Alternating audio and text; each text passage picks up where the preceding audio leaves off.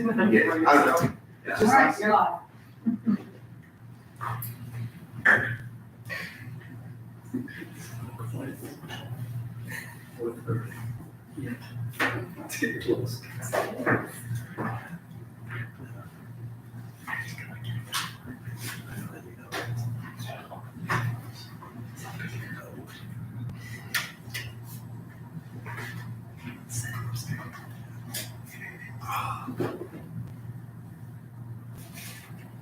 Are we ready? I think it's 4:30, so let's open the meeting and you boys come.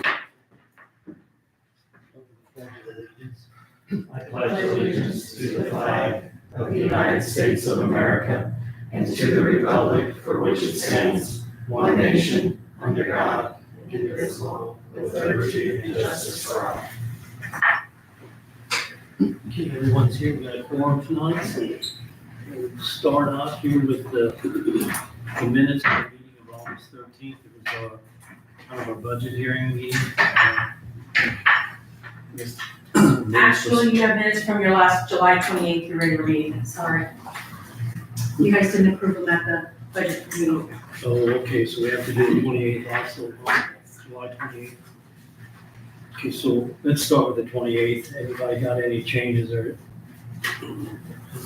changes for that meeting? I'll make a motion to approve. Okay, I have a motion to approve. May I have I'll second. Doug has seconded, so all in favor say aye. Aye. Anyone opposed? Okay, then let's do the August 13th budget hearing meeting. So again, it was presented, we didn't have a detailed listing of everything, but it's basically it's all live and it's, there was no, so I'll entertain a motion to approve those minutes. I'll make a motion to approve the minutes. Ryan has made a motion, we have a I'll second. second. Meredith is second. So all in favor, say aye. Aye. Anyone opposed? Thank you. Okay, then Ryan, can you introduce yourself and Ryan Young, I'm Director of the Ambulance Services. I think Sandy may have sent this out, but I'll pass out, there was one here on there. This is just a replacement schedule. No. got enough of Ryan? I have one.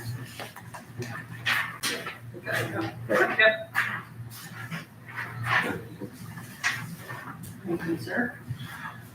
So what Sandy had sent out on the unit 105, I had the mileage wrong, it's 71,000, not, I think I had 100,000. But basically this is the kind of the replacement schedule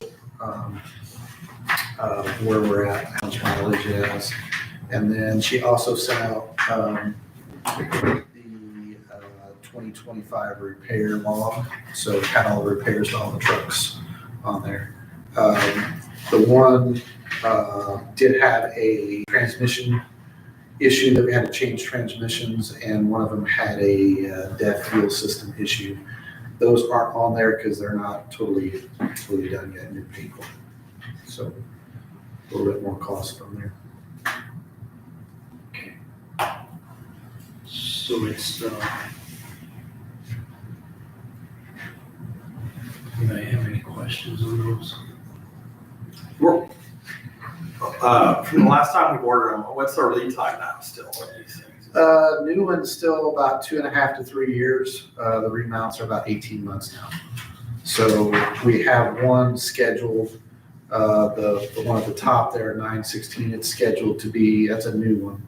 It's scheduled to be, start production mid next year. So by the time that rolls around, that truck will probably end up having close to 300,000 on it. We're getting ready to bid out the replacement one for 2027, and that will probably be in the latter part of 2027.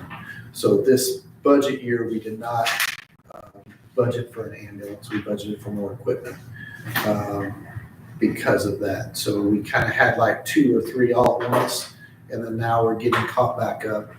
So we'll be able to skip a year with an ambulance, but still replace one every year, just because the lead time's getting shorter. And thanks for sending that report, that was nice. Good. Sure, nice to see where we're at with them and how they're doing. So the one that you're saying that 0431 is going to be, you're gonna get bids Yes, for that remount? yes. And that, my understanding, we have that budgeted. In the current year budget, yes. That's what. So I don't think I had any, well, I think you answered a lot of our questions during the budget hearing. You won't have anything, Ryan? I think the Excel sheet was nice. That's all I wanted to see. And we try to move them around from station to station, depending on which station they're at is, like the Ferguson station probably is the highest mileage, one of our Jasper trucks and the Ferguson truck, because those are the two that do transfers first.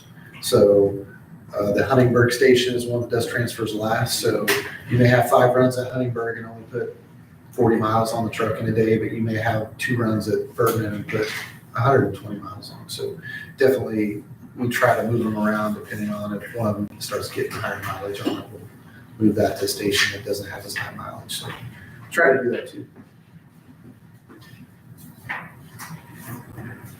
I don't think I have anything else. I mean, I appreciate you coming in. Yeah, sounds good. Thank you, thanks for the updates. That's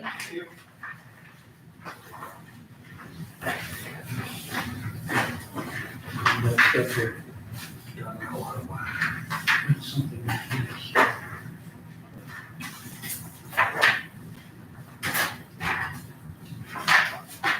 This is the July 20th, this is the 13th. This is the 28th. They're on the front and the back of each other. This one's over. Oh, no. Yeah, July 28th on the front and back, and then Oh, this July is 3rd, August. August 13th, 2 separate pages. So it's the where nice. So right here, July 28th is on the back of this. It's a little confusing. Try to keep you on your toes around. Thank you. There you go. Yeah, so Now it makes sense. this is for, Okay, I guess Chelsea, I think if you're ready, Sure. we're ready for a little bit.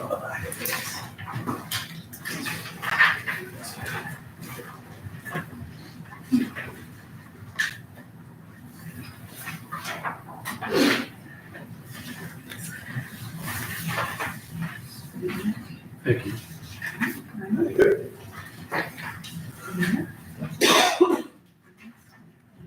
You're welcome. All right. Good afternoon. Chelsea Brewer with Purdue University Extension.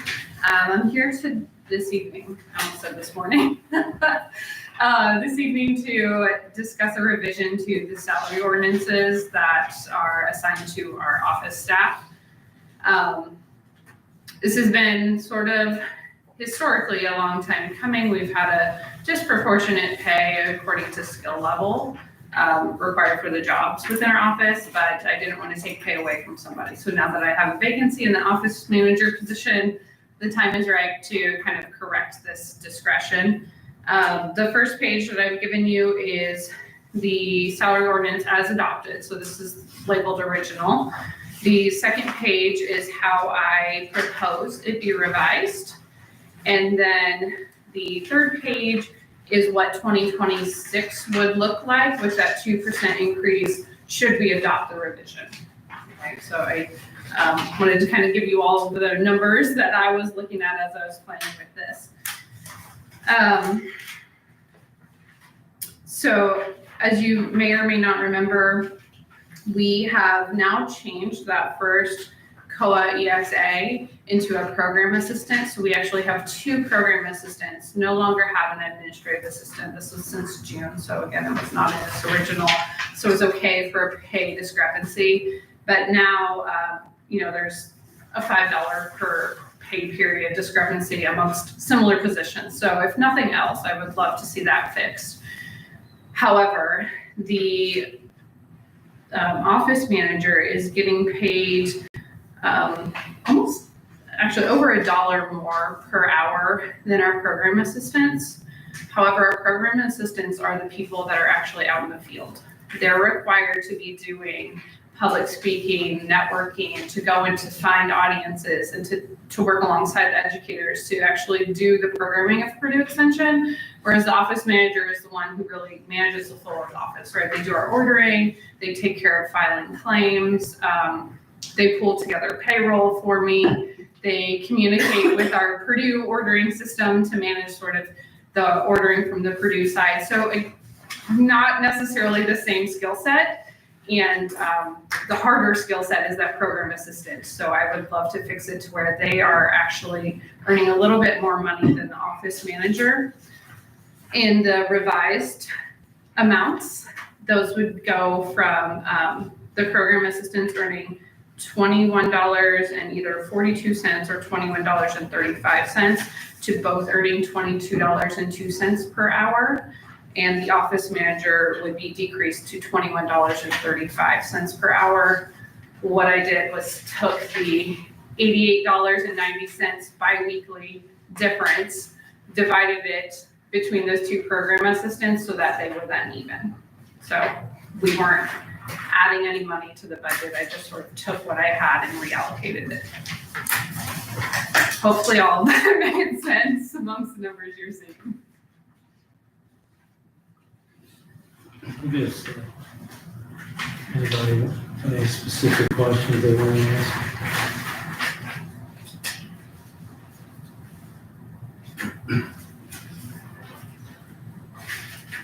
We did just hire that second program assistant. Her first day was today. So, I guess my first question would be, I mean, what are you paying this new person? She started at the current salary ordinance of $1,499.40 per pay period. Okay, and that's what we had originally, we had budgeted in 2025. Yes, for that EX1. Yes, that's So the she's- position she's filled. That's what she was hired in at and what she's being paid at right now. So the second question would be, why would, or what's the job, what's gonna change with the other person that we were told was a program assistant? What's changed with her duties? Nothing, Nothing. nothing. So why, She is vastly underpaid, in my opinion. This is coming from a historical position. I kind of walked into these pay bands. I didn't want to take money away from our old office manager, so I've just sort of been waiting to reallocate that money, being conscientious of the county's budget. I knew the retirement was coming 2 years in advance, so we just held on and waited until we had a vacancy and could readjust things. and how long has she been here? The current This Teresa. EX4 has been here. She started out as our support staff, and she was a support staff for 6 months, was just that part-time position. She has been full-time with us for 8 months now. I think, I mean, I personally have a problem with that. I mean, I really do. I think with our budget concerns and this, I can't see why a person that hasn't changed in the middle of the year here. Now you're saying you're asking for her to have almost a 6% raise. You know, I just don't think that's justified in any department in the county. That's Okay. my opinion. And the other thing is, when you do hire this office manager, you know, she had been here, the one that retired, I don't know how many years she had in the. 21. So, I mean, she was worth every penny of that. So I think you should drop, or we should reduce that pay of that, irregardless. That pay should come down if you're gonna start someone that's got 1 year or less than 1 year experience. I just don't see how this is working. I mean, we don't do this for any other department. You don't reallocate funds? We can't do that, not with wages. We could maybe transfer things with supplies or those kind of things, but we can't start doing this with wages. Okay. The reason that I would like to do this is I do not feel that the current wages as they sit reflect the job skill requirements. The program assistant is the higher skill position. and they're being paid lesser than the office manager position. If, and I do agree, the office manager position should not start out this high, right? This is pretty high for their skill set. But in order to reach the balance that I'm asking for, where the program assistant, which does require skills, is the higher paid position, I would have to reduce them significantly. And in a market where people are struggling, I really find it hard to do that. I had a hard time filling both of my program assistant positions because of the wage.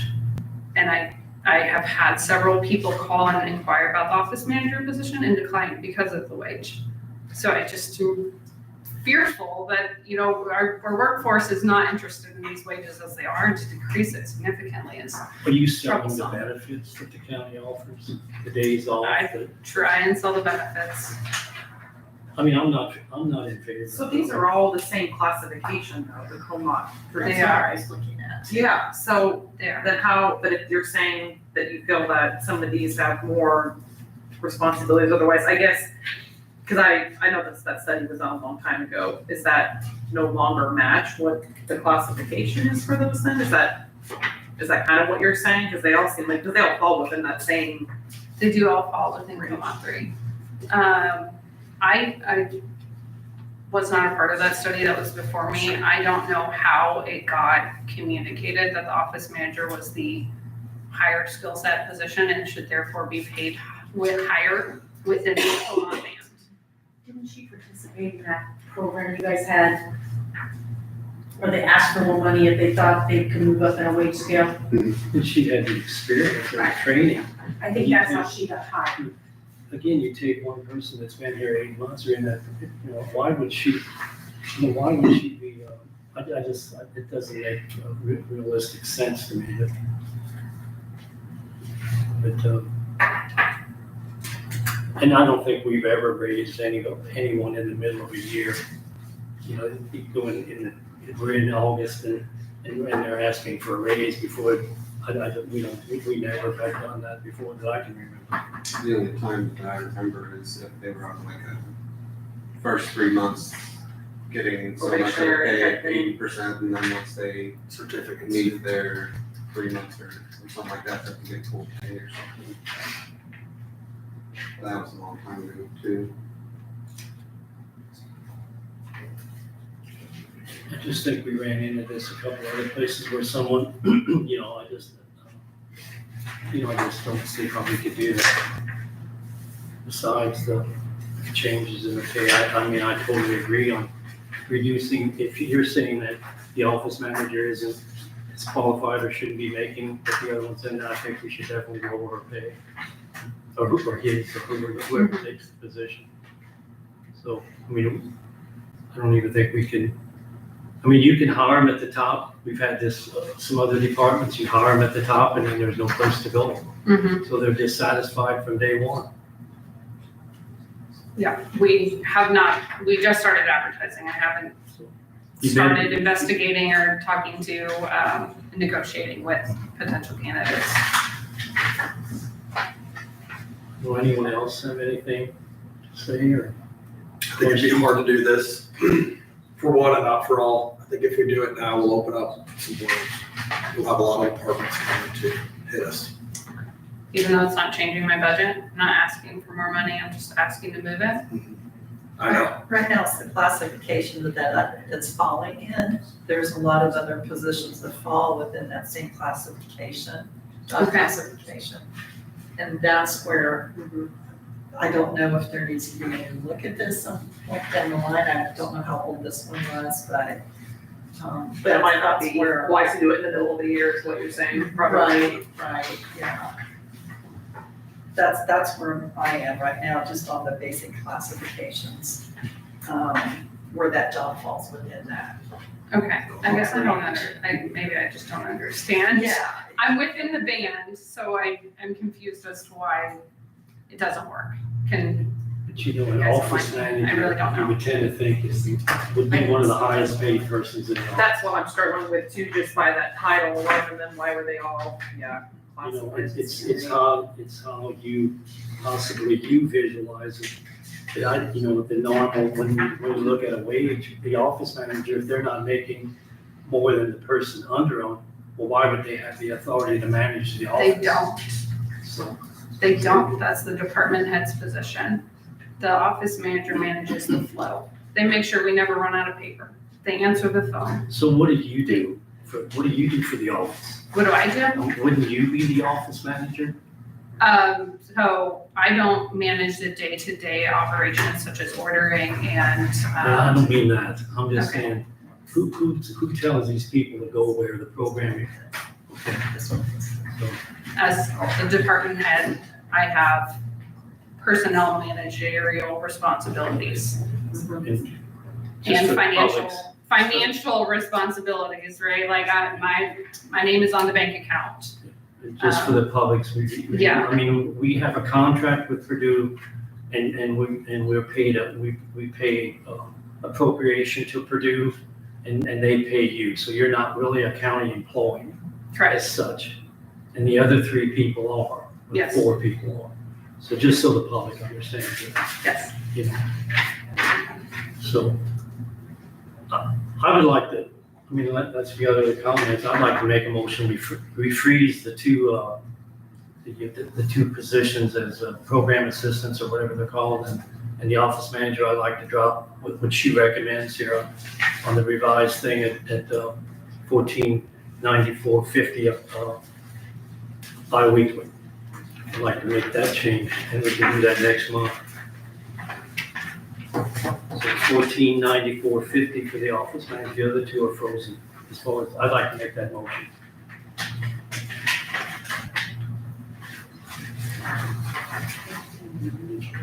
I'll second Sonia seconded. Further discussion? All in favor, say aye. it. Anyone opposed? Yeah, me too. So it's, Me and the 2 of us.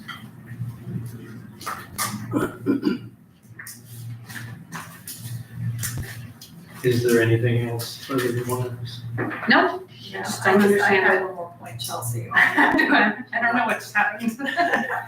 On my comment here, mine is based, just totally upon what classification, job classification that the county maintains. Okay, Who did the study on this one? IU. IU. It was done by IU initially. And And I so, think that in 2018. so, I mean, my suggestion to you, I don't think there's anything you're gonna do now, unfortunately. But I think if you talk to Marky and have that job maybe reevaluated, or talk to us about reevaluating that, which, the program assistant, is that yes. the one you're, Oh, okay. no, was it the I don't office know. manager? Well, I thought we were talking The about office manager, she was moving Oh, down okay. because the person that left had all the experience, and Yeah. you're gonna hire someone that doesn't. Yeah, just Okay. lower in the pay scale. That Right. makes sense to me, and then you said that the program assistants, those 2, their pay is not what you think should be, so my thinking is you need, like I They need said, a like she direct said, go through classification. Marky and Okay, to look at the qualifications and reevaluate that Okay. and come back at a different time. He may be able to clarify So that. that would be more clear cut on going forward, getting them at the right place. okay, I think that would be probably better way of doing it. That's where I don't know. Yeah. I was just thinking. I would just bring a list of the programs. Any of these guys have a clue what the programs are that they administer. I use them all the time. I understand what you're dealing with. yeah, So you need to kind of sell these guys on. Purdue has this program for foods and this program for a wheat trial or whatever, yeah, and kind of show these guys it's not office work, and I understand that. Well, it's a lot of clerical work. the program assistant is the coveted position. Yes, I know. Like every county is jealous we have 2. And to potentially lose that because of pay is heartbreaking. Yeah. From what it sounds like, it's not program assistant, it's a program administrator or a program developer, a program teacher.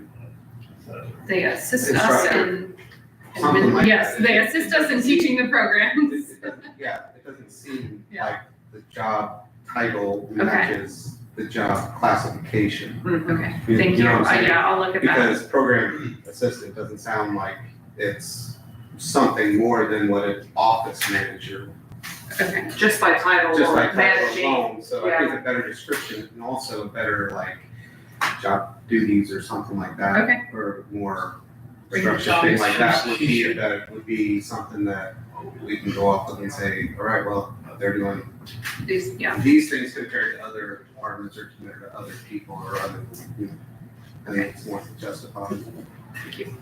But appreciate that. I agree, I think that from the way it sounds that they are not paid appropriately. That something needs to change. That's why.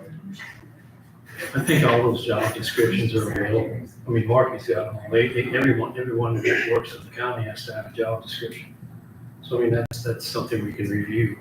And Marky, you know, it's really up to Marky. But I mean, we can review it here as a council too.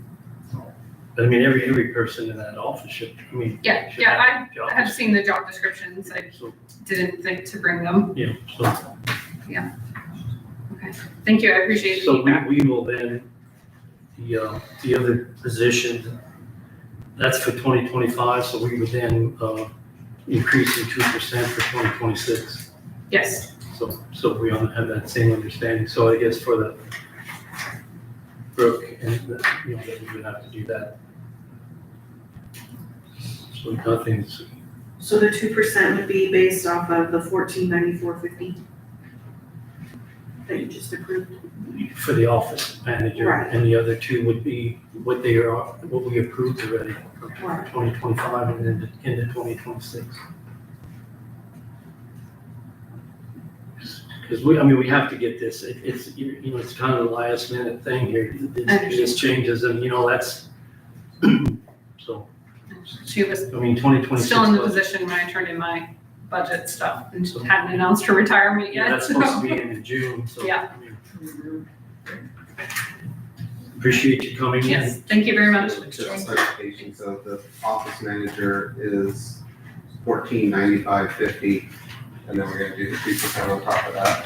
1494.50. And then the others are the 1494.97, 96 96. Okay, and 1499.40. so they're gonna be two different ones That's instead what of she was two saying. same. Okay. The newest one that hired today makes a little bit more, but she's also bilingual, correct? Oh, okay. I'm sorry, we don't have a whole lot of money to this. No, that's okay. It's just the way the. I thought I was doing good, playing in my budget. So, thank you. Have a lovely evening. Yes.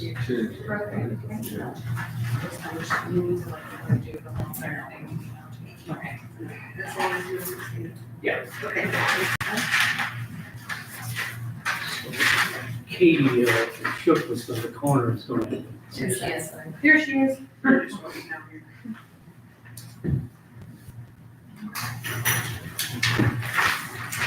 Katie, we're ready for you. If you're ready, if you would introduce whoever wants to speak.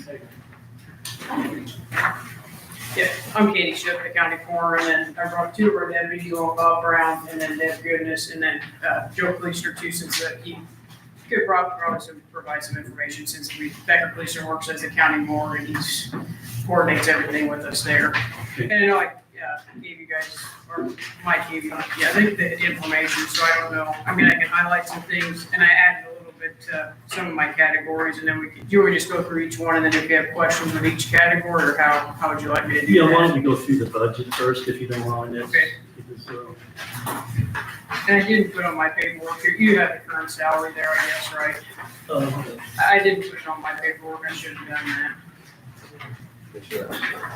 Page 6.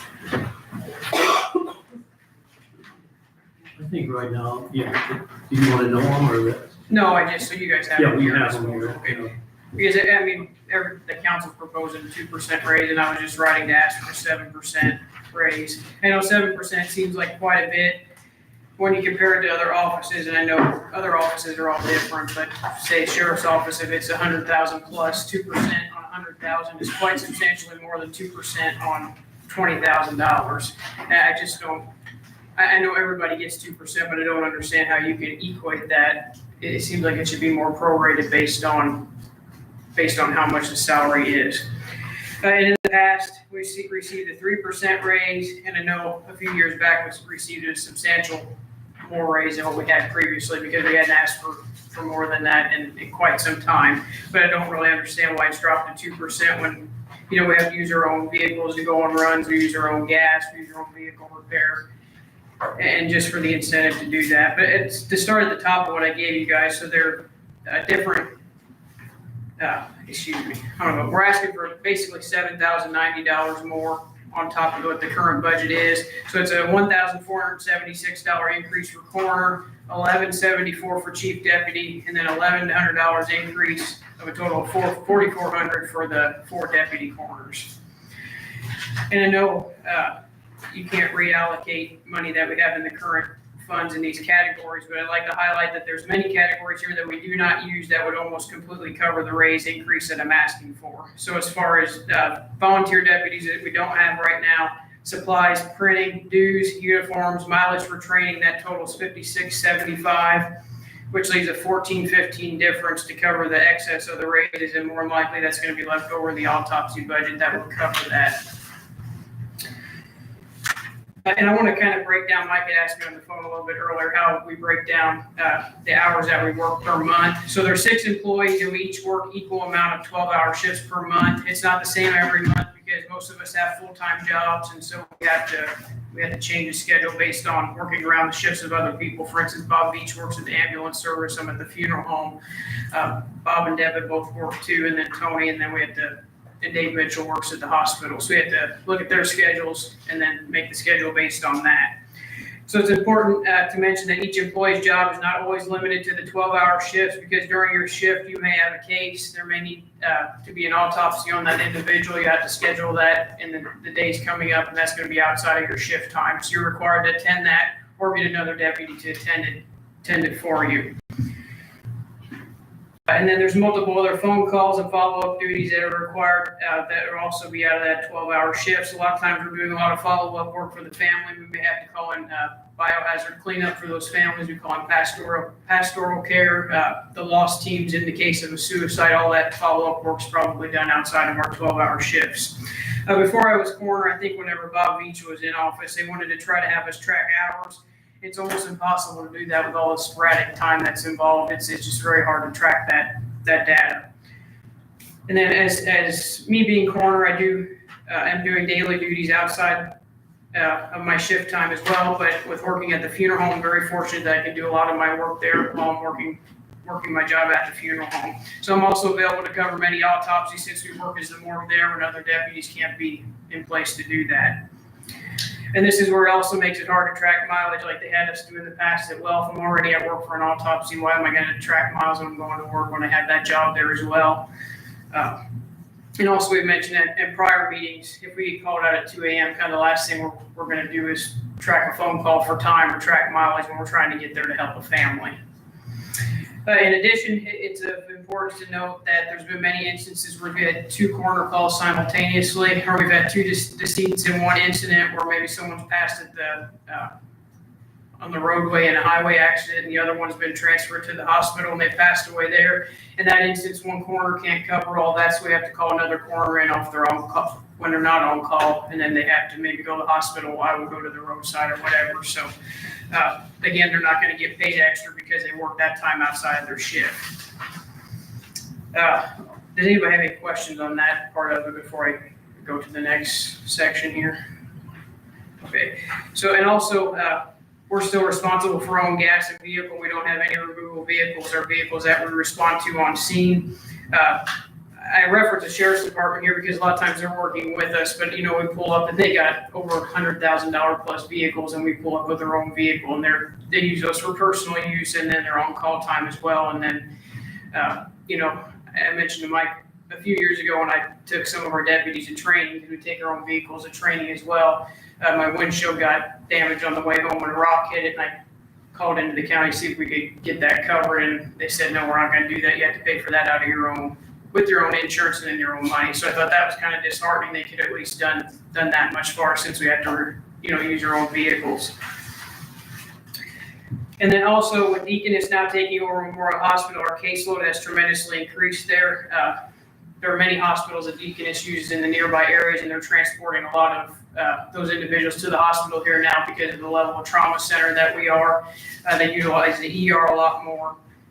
And the hospital here is required to notify us on every single hospital death, whether that's inpatient or ER, whether it's accident or natural death, so we can determine whether we need to come work that case or not. So that's really increased the caseload per shift for each of the coroner's office.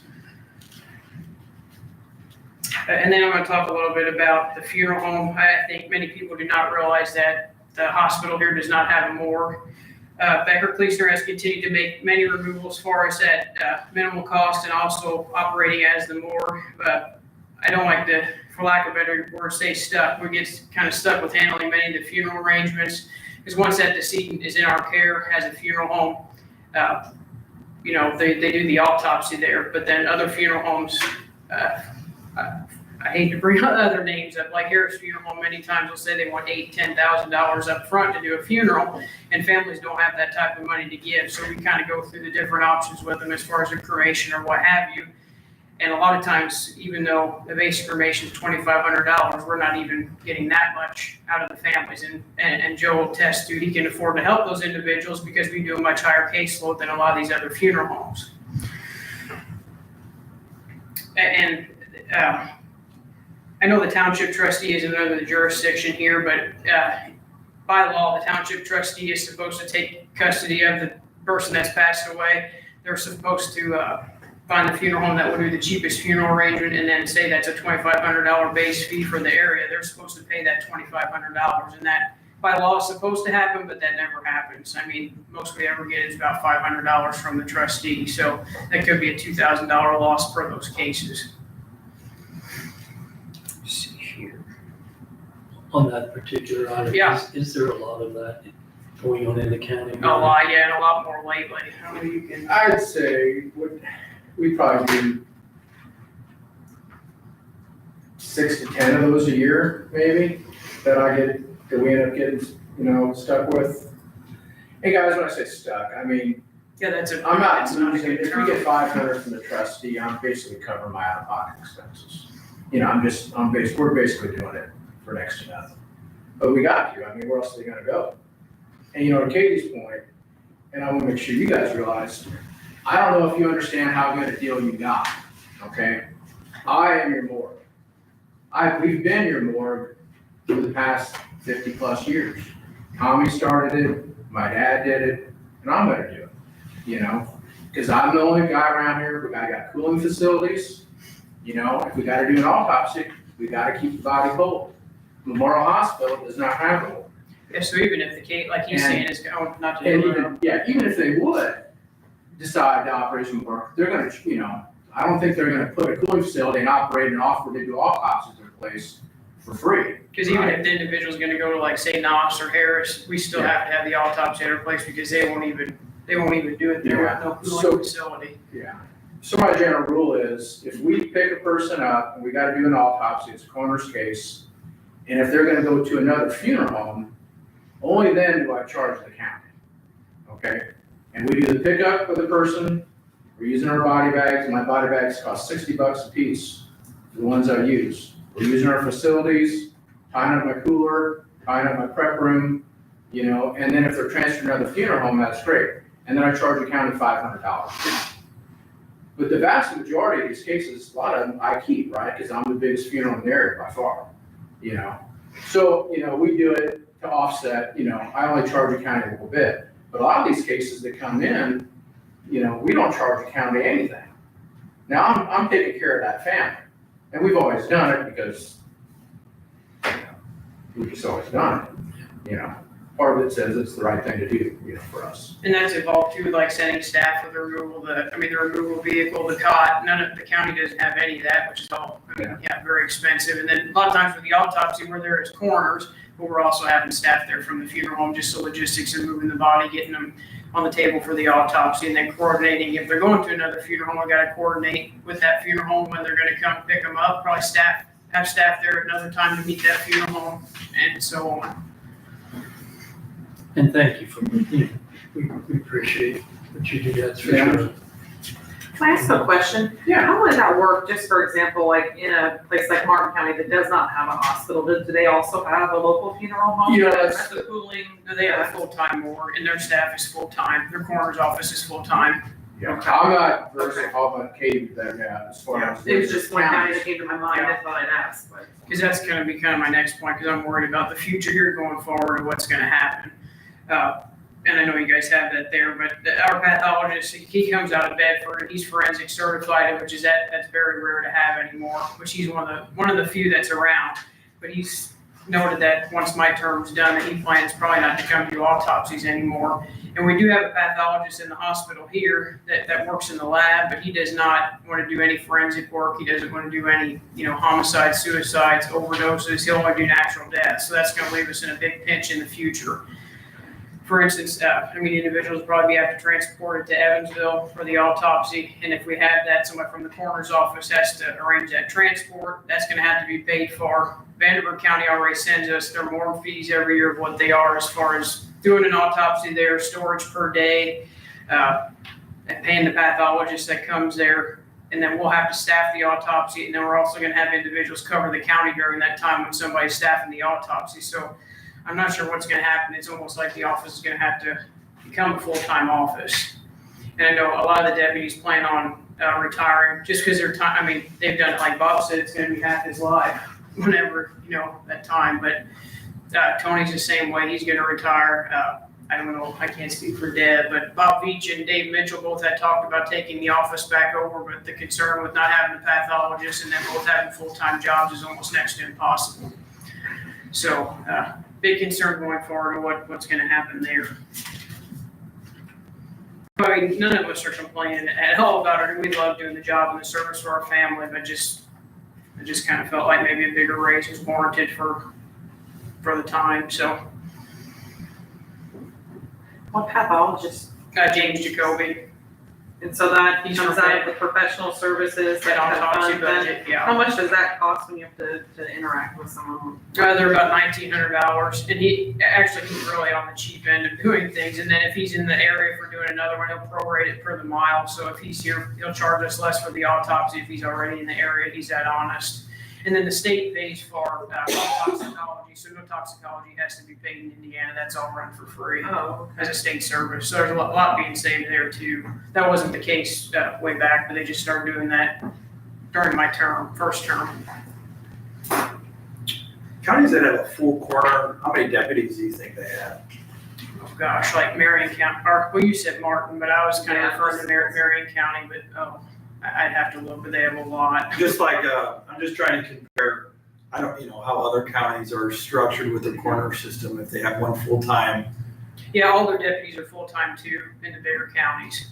smaller ones like us, rural. What do you think, it seems like our system may just need to be reevaluated, maybe times have changed. And we have a hospital here, which makes it a big difference too. Like with it being the trauma center, a lot more people are flown in, a lot more people pass away in our ER. Even if the incident happens in another county, if they pass away here, it becomes our case. that was gonna be one of my questions, Yeah. because I work at the hospital, but I'm on the business side, so I need help when it comes to some of the more clinical questions. And I'm very well aware of the transferring and more people acting as more of a regional hub for services in the area. So that's my question, if they're gonna be transferring people over, aren't they doing that so that, because they're expected to live? I'm wondering, have the deaths really gone up as much as what? And actually, Proportionate to those number, of people that are being not transferred. so much even in the hospital, but the hospital has opted to work more on scene. So we've had a lot more deaths happen on scene versus, we've had an increase as far as inpatient, just because of them transferring from other locations. Okay.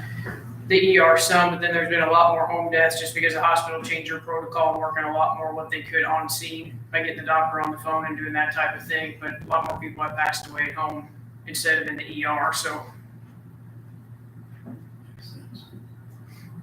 I checked into the township trustees, and from what I've read from the Indiana Code, and I'm quoting what this one article, or what this one said from Board of Accounts, when a resident of the township passes away without money, personal property assets to be liquidated, or other means to pay for burial expenses, that's when the township trustee Right. will step in. It has to be a resident. I'm thinking you have situations outside that too, they become more complicated, like has been stated. And then it asked also, how much can I pay for burial expenses? Trustees shall determine the cost of the terms and services required by law for funeral and burial of an individual, including the burial plot and cremation and so on. And include in the township's township assistance standards, the maximum funeral and burial or cremation amount to be paid from the township assistance funds. The cost may not be more than the cost of the least expensive service, which I know you're aware of, available from the funeral director under the funeral director's price list disclosed to the FTC. So, I mean, there are standards here. And what's bad there too, like they say that they pay for a burial, but I don't think we've ever run into a situation where we're gonna buy a last lot. If the family would want that, then it's not gonna happen. They can't pay over 500. I mean, you know, the trustees around here, Ken Buck's the one I deal with the most. And his hands are tied, yeah. You know, but Ken pays $500, which, and that's kind of a separate issue than some of this, right? That's, you know, I'm doing that for, if the times, you know, come up with the trustee. Well, The fact is, none of these trustees say, you know, when we approach, say, well, you know, really, you're supposed to pay, no, I can't, I don't even, that blew my budget, I don't even have the money to do that. Well, like in Marion Trustees don't County, work through. and in Marion County, it becomes to be a problem because they have unclaimed bodies and that, you know, they're working as the morgue, they're the coroner's office, so they're not associated with the funeral home at all. So in that case, somebody has to claim them and take care of either the burial or the cremation. It just has to be done. So that's how that differs from here. In reality, most trustees in bigger cities work out a deal with the coroner's office that they say, we'll do your trip for a discounted price if we're just doing cremations. Yeah. I know what the law, and I know what the statute says, but in practice. It doesn't happen. that doesn't happen. Doesn't work. And they even go through every coroner conference or continuing ed and all that, they go through with us that they have to do that, and everybody says no one ever does that, and they don't, so. I'm having trouble with it all because I feel like it's a lot of really good information, by the way. It's just really complex with it. Well, right, I That's mean, involved. does it all just need to be looked at all together? I mean, is that something we can even make a decision on right now, is what I'm wondering, there's so many questions, complex, like you said. It almost seems like this would be a Band-Aid. I mean, like, long-term, it seems like we need to get together Yeah, and try to fix this before we have no deputies. yeah, because, when I was telling Mike earlier too, and it's not just as simple as, electing a coroner and getting the deputies right away within a certain amount of time. You have to go the 2-weekend training, you have to pass a board exam, and the board exam is actually very extensive. There's been medical doctors that have failed the exam because they can't get through it, because there's so many parts to it, evidence and toxicology and illicit drugs and all that type of thing. So, I mean, you can take it and get it if you don't pass, but it's not just like anybody can do it. There's been, Joe Blow off the street trying to come in and do our job for us. yeah. I thought you did get reimbursed miles, though. Did that change? Yeah, way back, Bobby Beach, they had us track our miles and then it went to the Oh, yeah. wayside and then for training, we recorded for They training. don't turn them in. You don't, because you have $1,600 for, Yeah, what we use that for is like going to the conference for gas money for that, for the coroner conference or continuing education. It's 2,000. Anyway, No, I don't know if Katie said this, but think about all the counties surrounding us, who connect to Du Bois County. Can you tell me one of them counties got a hospital in there? There are a lot of times, Spencer Yeah, County, Du Bois Orange. County, Crawford County, will bring a patient here and they passed away. That's our case now. do you not go back to the trustee where that patient was from? if that were to happen as well, I mean. Well, I've never heard that. We'll charge for the autopsy will be charged at that, Yeah. So you're billing. but we're still, But with that's your the time, thing, we're we're still working. working. You're working. I don't care about the money. Right, yeah. It's just a bigger caseload for each of us. And, you know, when I first started doing this, we was taking more of the surrounding counties. Do you have your caseload idea of what you're doing and how it's, like, you know, last year was 500, this year is 700, or, you know, or where you're at? Even And just the idea. only cases that we record are the ones that I signed death certificates on, but we get, like I said, we get notified on all those others and go through the cases, but we don't record those as actual coroner cases unless we do an autopsy and toxicology. So, Kind of sounds like we need to reevaluate how we interact with Deaconess now, since there's an increase in what you guys do because of their practices. and I'm not sure what happened at the hospital there, if it was some years ago that they have to notify us on every single death, or, you know, even if they're on hospice in the hospital, or if they're, you know, they have cancer and they're brought in for end of term needs or whatever, they're still notify us on all those, so. Or I guess maybe they ran into trouble. If someone falls in the nursing home and they pass away in the hospital due to falling because of a broken bone or something like that, or head injury, then we have to sign the death certificate because it's accidental. Even if they're 93 years old and they fall and then, you know, end up dying of natural causes, the accident might be what preceded them to pass away. So that's still considered a coroner case and we sign on that.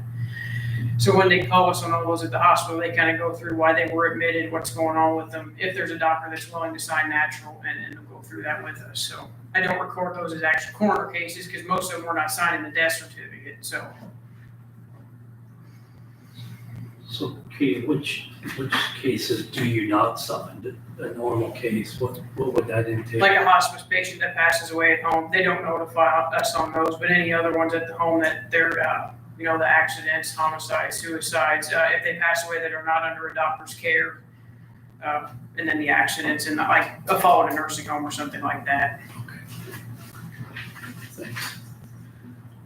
I mean, the only thing, Meredith, what I was saying, I don't know if we can, you know, for the budget of 2026, I don't know if we can't be doing a big study right now. I think our vote tonight is, do we want to approve the pay that she's asking for? I think that's our big issue tonight, so we can move on with the budget.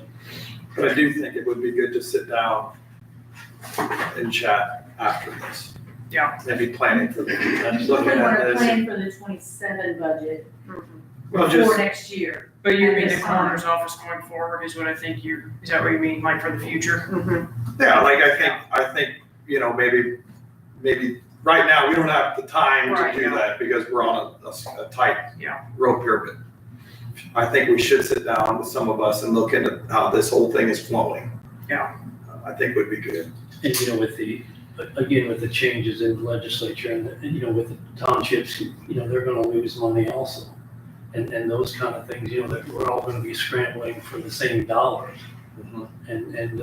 But I mean, that's a great point. I mean, just sit down and, you know, when we talked about how we could furnish them a vehicle that they wouldn't have to run around and, you know, That's gonna be a problem, having just one vehicle. Right. it would- You it would have be- to bring it home, It's like right? the sheriff department. You know, we have to, you know, sheriff department, they take the cars home and do what they want with them, but we'd have to go find the car, we wouldn't on call. But, and yeah, so like, I mean, if we So it work would 12 be- hours, 6 AM to 6 PM, then you gotta get them the vehicle and I mean, it's, It would have to be a vehicle that's there, and then you still could have two coroners on.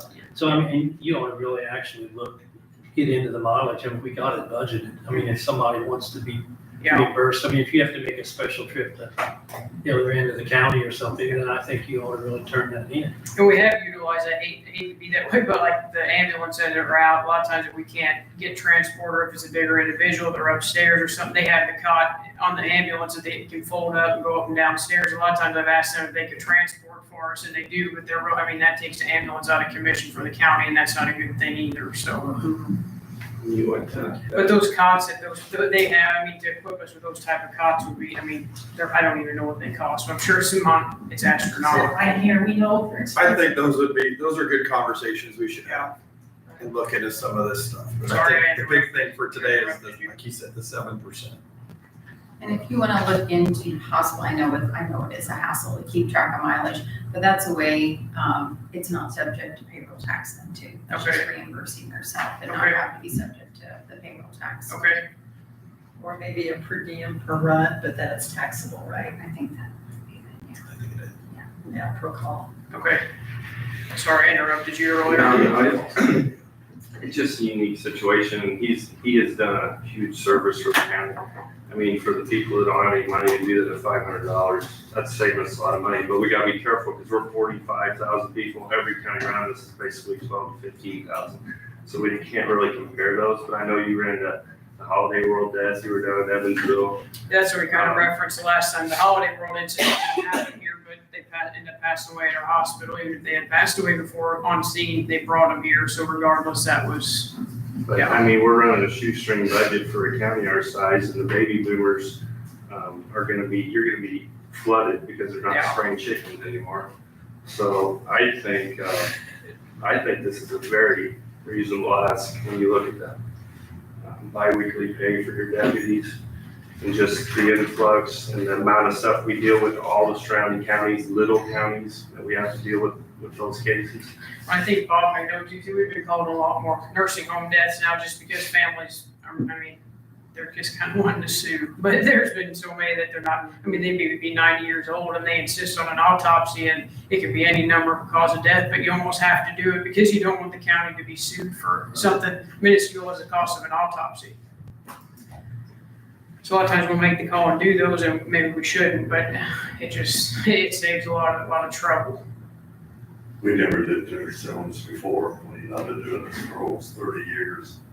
We never did nursing home calls.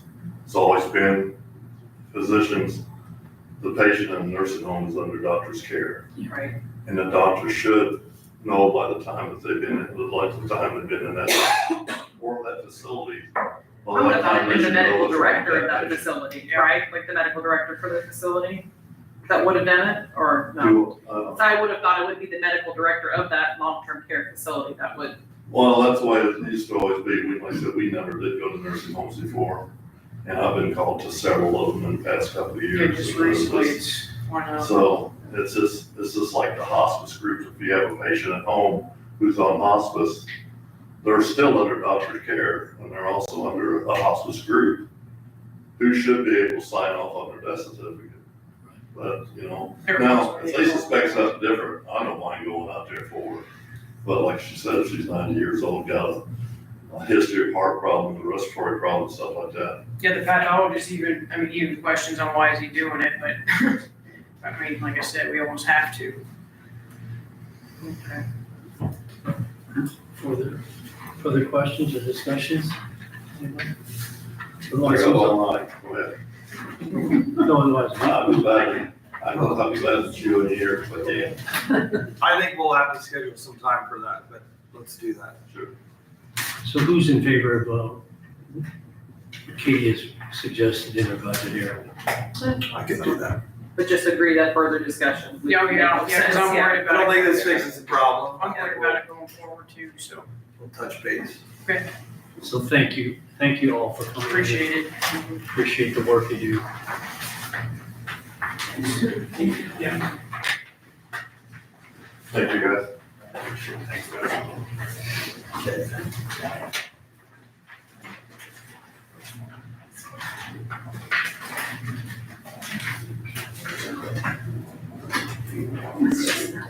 So, I guess, while we're on budgets here, what I'd like, or do we want to cover the other things and then go the budget book last? I thought we would take the time just to quickly go through the budget book tonight and if we could do that now or is that fine with everyone? Whatever you want to do. I mean, while Brooke's gone. She just wanted to do more. So let's touch on the bird's eye water distribution. We got that, I think Lieutenant Governor Beckwith came down on the 20th and awarded that, it was called a community development block grant for $750,000 from Okra. And we get kind of help with that grant and by supplying $350,000. I guess, get everyone here about that, or, so anyway, we had talked with Region 15, and we were thinking, they said they probably need the money at the first of next year, or that's when they would like to have it, otherwise they have to, did you hear different? I did talk with Jessica Condra, with Region 15 on behalf of Birdseye, and she and I had a discussion about when they would need this $350,000. They're a small community, not a lot of cash flow, so if we give them this at the end of the year, then they could start using that rather than borrowing right away. They are gonna borrow $200,000 towards this project, but this might help them with the cash flow since they are gonna be under construction. She said, they're hoping to go to bid February 28th or before. They have to be by that date, and then they wanna start construction in the spring. What's wrong with doing that? There's nothing wrong with it. I just want your consensus because they didn't know if you wanted them to go under construction and then start billing us as they do it. In the past, we've always given people money and said, it's yours, we don't. I think that's the way to go, be my opinion. It's just like, I think they're responsible for the project and Right. We just give them our commitment because they are gonna go under construction. They've got their award, I think it's gonna happen. So, and we've got the appropriation, so I'd like to get it done like the last of December, give it to them and then not have to think about it again. I have no problem with that. And then that would help them with the cash flow to. Makes sense. You want to make a motion? I'll make that motion. To spend or to forward them the $350,000 and, Before the end of the year. right. Anybody I will question second that? that motion. Sorry. So we got a first and a second, any further discussion? All in favor say aye. Aye. Anyone opposed? I will let them know.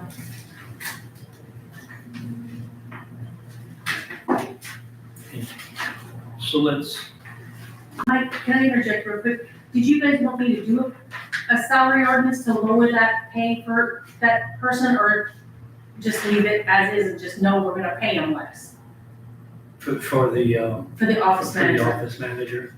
Because, I mean, I brought a blank, I just didn't know. Well, see what I'm saying, but we don't have to necessarily do that, but I mean, next year, We're gonna budget less, we'd have to budget, we're gonna budget less.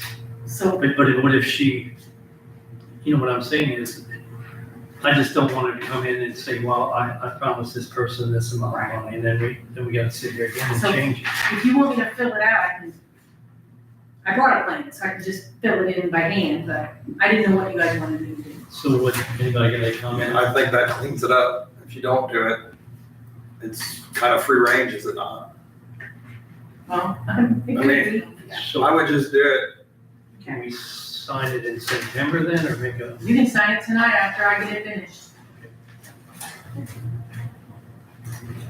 so the two that they could just sign it, no, they, So we'll do People it, that we'll do didn't- it later in the meeting. I'll get it done. so, do you want to explain the fit and the commercial vehicle? Okay, I sent you, the way the state used to do it, there's two different funds, the CVET and the FIT. And I sent you the CVET one to kind of explain it. In the past, we used to take everybody's unit, how much they were getting, and divide it by all their tax rates. So you can see all the calculations we made for every unit in the county. So now, what the law just changed to is, they're gonna give every unit an amount, but we don't have to break it down anymore. It's gonna go to their general fund, unless they choose to do something different. So you guys have to do that decision for the county's share. So instead of breaking it down between reassessment, planning, park and rec, Hume Cap, Hume Bridge, health, and the general fund, you can say, ours is all gonna go to the general fund, we're not giving anybody else anymore. Or you can say, we wanna continue to split it, or however you guys see fit. So that's the kind of direction. We have this fall's distribution is still under the old way. We're gonna start 2026 under the new law. So, So was there a decision that has to be made? Well, the only thing we need to know for is the revenues for next year. If you're gonna still split them, we don't wanna give everything to county general. If you're gonna say, let's keep it all in county general, then we won't give anything to the other funds under our jurisdiction. So what's the advantages and disadvantages to that?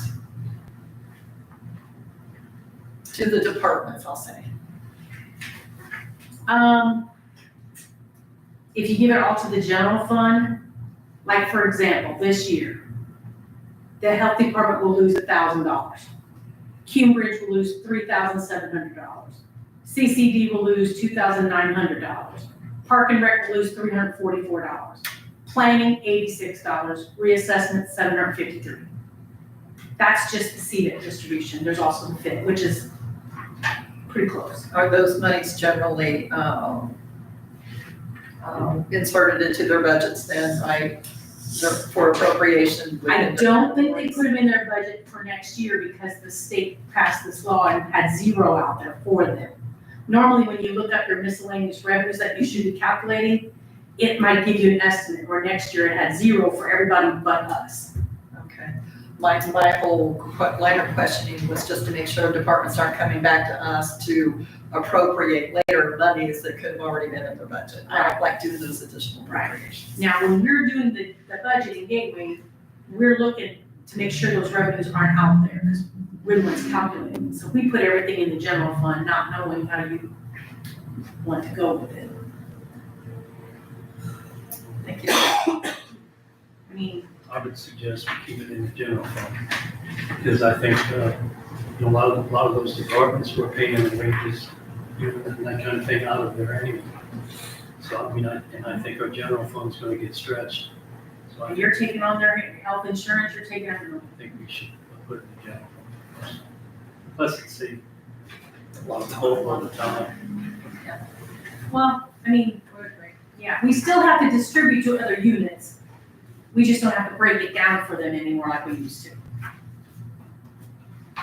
So that's what that is. And the majority of the money, I thought you had mentioned to me, is in the general fund. The majority is in the general fund. I mean, the general fund last year, or this current year, took in 24,500.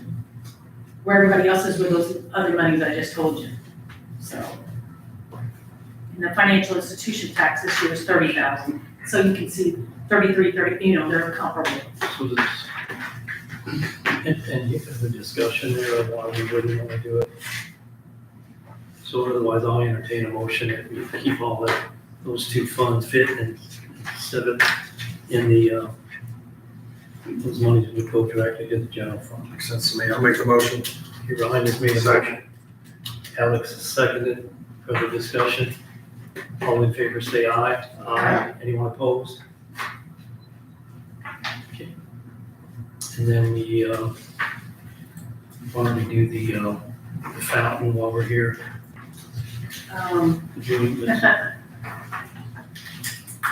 The pump on the fountain is not working. So we do have a fountain maintenance fund that gets money from the foundation. Right now, there's only $1,734 in that fund. We've gotten our distribution. That was the distribution for this year. Today, Scott got 2 quotes to repair it, and Mike has them. It's one of them's from J-Chem. It's a complete pump. But that's only, one of them's only the labor. Okay. And that's complete with $9,777.60. And the other one isn't really complete, but it's $6,400 for the pump kit. And No then- labor included No on there. labor, so we'd have to get and so we're still looking about, we're gonna need, $8,000 some dollars here. I mean, my only thought, when, we talked a little bit, looking at this before the meeting, the only thing is, we order the pump now, so now we'll get it in October, the pump won't run for the winter, and then we start back up in April, and then we don't know if the pump's gonna, the warranty on the pump's already, should we wait till next spring when we get our next installment and then appropriate the money? I mean, that'd be one thing. That's think that we should, that'd be a very good design before we shut it Can we down. just put it in the Yeah, budget? that makes Well, I'm sense. asking for 1,734. That's what we get from the foundation. That's what we got from the foundation this year, that's all that's in the fund right now. But to fix these, we need like $8,200 more dollars. Should we put it in the budget knowing that we will do it next year? As Using maintenance? this fund, Just try to budget for but it, so we're there won't not. be 8,200 in this fund because it only gets 1,000, less than 2,000 a year, so you're gonna have to pay for it. Out of Some- maintenance? And Scott doesn't have any money to fix it right now, so either you need to do an additional from somewhere else for the remainder of it. I didn't know if any veterans organizations or anything would want to help pay for this, is what my question would be too. I mean, I'm not saying it's their liability, but because it's on county, once it's on the county property, it's ours, I'm sure. But this is from the foundation. It's, someone gave this quite a long period of time, isn't that correct? I mean, this is from the foundation. Somebody gave money to the foundation and they pay us every month, every year. Every year, we get the proceeds from it or whatever. Have we used previous year's funds completely each year? Or is there anything It left takes, over in it? it takes money to keep it going, yes, Scott, that's why it's 0, and then So whatever we want to do as a council here, it doesn't matter. My only thought is what I said there. I agree. Is that if we fix it now, we don't use it for 6 months. Yeah. Or 7 months, then Wait the till spring. warranty. now the other thing would be, if you guys appropriate money and the commissioners say, get it and tell them not to do it till next year, then we go under contract, so then we can encumber the money. But backing up to what Brian said, if we would just put money in the courthouse maintenance fund, more money. This We could year, add that, if and you're then gonna add it just- to the budget. Just add it to the budget, and we'd have it in there for that. And then he could do it, he could kind of work on the other bid and maybe get another bid and see if we could get it. If we put $8,000 extra on the maintenance line for that, I mean, does that make sense? We could, that's up to you. Then he could negotiate it in January, get it fixed. We would just have to reappropriate courthouse fountain maintenance Oh. fund, because the appropriation will go away at the end of this year if you don't, Okay. I mean, the money's still in there, we just don't have the appropriation anymore. Because if you don't use it, the appropriation dies. Got it. Well, But what, that seems like there's not really an advantage either way, really. I mean, It's not been working, I don't know, it's not been working for a while. I guess it seems like I wait till It's spring. somewhere the way the pump is in there, it's not even easily accessible. so would we have an additional, if we don't put it in the budget, we'd have to have an additional next year? Well, you got two different things. You can't put that money into this fund. So you're gonna have to do the 8,200 from somewhere else and appropriate this So you're- next year. So you're advising us to appropriate the money tonight, this 17, and put it, and just appropriate it into that fund, or are we gonna? Well, if you appropriate it for Then you have to 25 spend and you it. don't use it, Yeah. the appropriation will go away and you'll have to reappropriate it next year in 26. Or we'll have to put it in the budget for 26. There's two different ways to do it. Appears to me we wait till 26, then I guess would be the simple. Right now, it's Yeah. the budget. Sorry for the confusion. And put $8,200 where do you want us to put it? I would think maybe that's not, In Scott's budget? I would think Scotland. and just relay that message. Repairs and maintenance in the courthouse. But are we gonna put it in the budget? And then we'll put this. You line item. Fountain. Repair. Additional So repairs. in maintenance, we're upping that by 8,000? Or is it hard to add a line item for fountain repair on our budget? I would almost say put fountain repair Then it would be clear. Then it's spelled out. Won't get spent or anything else, Do but you want these back? I mean, yeah, I will. hopefully he would have, hopefully he could get a better bid here, possible. Or mess with, 200 here and then Mess with- add 1,000 into it as well. mess with, So then we won't do an additional then. Unless something else goes wrong with the thing, then he has to fix it. So is it like a dry box sump house for the pump sets and separate, or? Some of the, he said it's a little area and they didn't know how much it was gonna take to get in there and fix it. And they said ideally it'd be nice to take it all out and start over, but that's out of my pay grade. okay, so. Everything covered here except the budget. This is his own fund. Courthouse. Yeah, part of- 2037. Oh, here it is.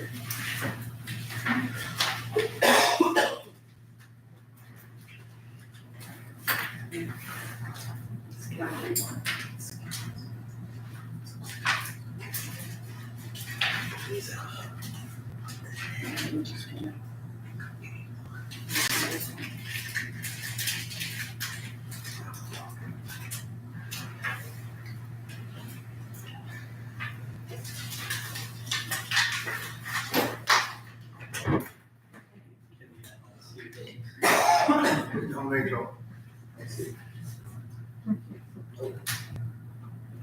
So, I think I'm ready to go through the budget. I thought maybe you could lead us through the changes that you see, if we could, so we get, is that the way we'd like to do it, or is that okay with you? Sure. So we can catch the changes, or, you know, if somebody sees, let's just go through page by page. And Page 1, on page 3, page 3, the clerk and the election board, there were no changes no, I that didn't. we, If somebody sees something that we disagree with, it makes us speak up. page 4, the board of registration, no changes, auditor, no changes, treasurer, no changes. You know, back up to the auditor, why did I mark down $4,600 for Baker Tilly? Did you discuss, did anybody else have that mark? I don't want that. Maybe we were just thinking, okay. Oh, continuous bond closure. That's for Baker Tilly. But Oh, that- we had to pay him a little bit more this year. Yeah, I had marked down $4,600. Yeah, I took it out of my travel and put it down there. I took money from my travel and put it in the continuous bond to cover the cost of it. So do we need to change those numbers then? It's hard to know. Okay, so we're at $4,000 on that. I can find out from Baker, I can try to call him, but they're That's the one who okay. gave me the $4,000 number. Okay, so I'm sorry. Treasurer, I had no changes. okay.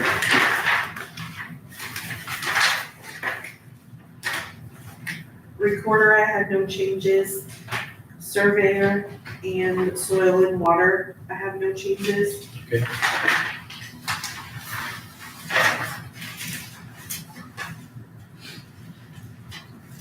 Yes, with tonight's vote, or tonight's approval, we had no changes in the corner. Okay. With the veteran service officer, we moved the $6,000 equipment line item to Fund 144. Which is the Veteran Support Fund. 144. I think that's on page 40.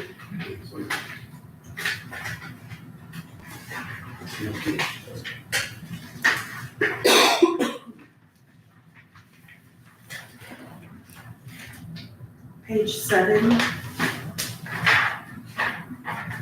Okay, so then we make we make that 0 then on the equipment for veteran service officer, and then make the other one 6,000?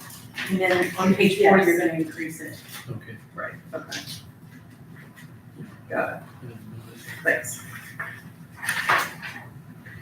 Page 7, So on page 6, the 35,286, I have a note off the side, 30,875.04.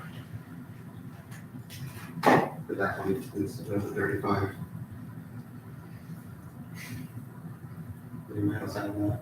Is that just a note? Is that on the service officer's salary? Is Yeah. that the line item? Mhm. I have it highlighted, but I didn't put. Did you- just Is put- it because of 27 pays or something? Did you do right? 2042 times 28 hours by 27 pays? it would be 56 hours. Oh, sorry. It's 27. So it'd be 2042. 56 hours. 27 pays. Is that what you got? He always puts a little bit more in there for like if he goes to training or I mean, conferences. that's close what I got. That would be 30,920. So it's 27 pays. oops. I didn't mark it because doesn't he work, he works more on certain weeks, but as long as it's not usual, Right. the usual hours, I think that's, Yeah, I just I got that. put random hours is what I had on my note.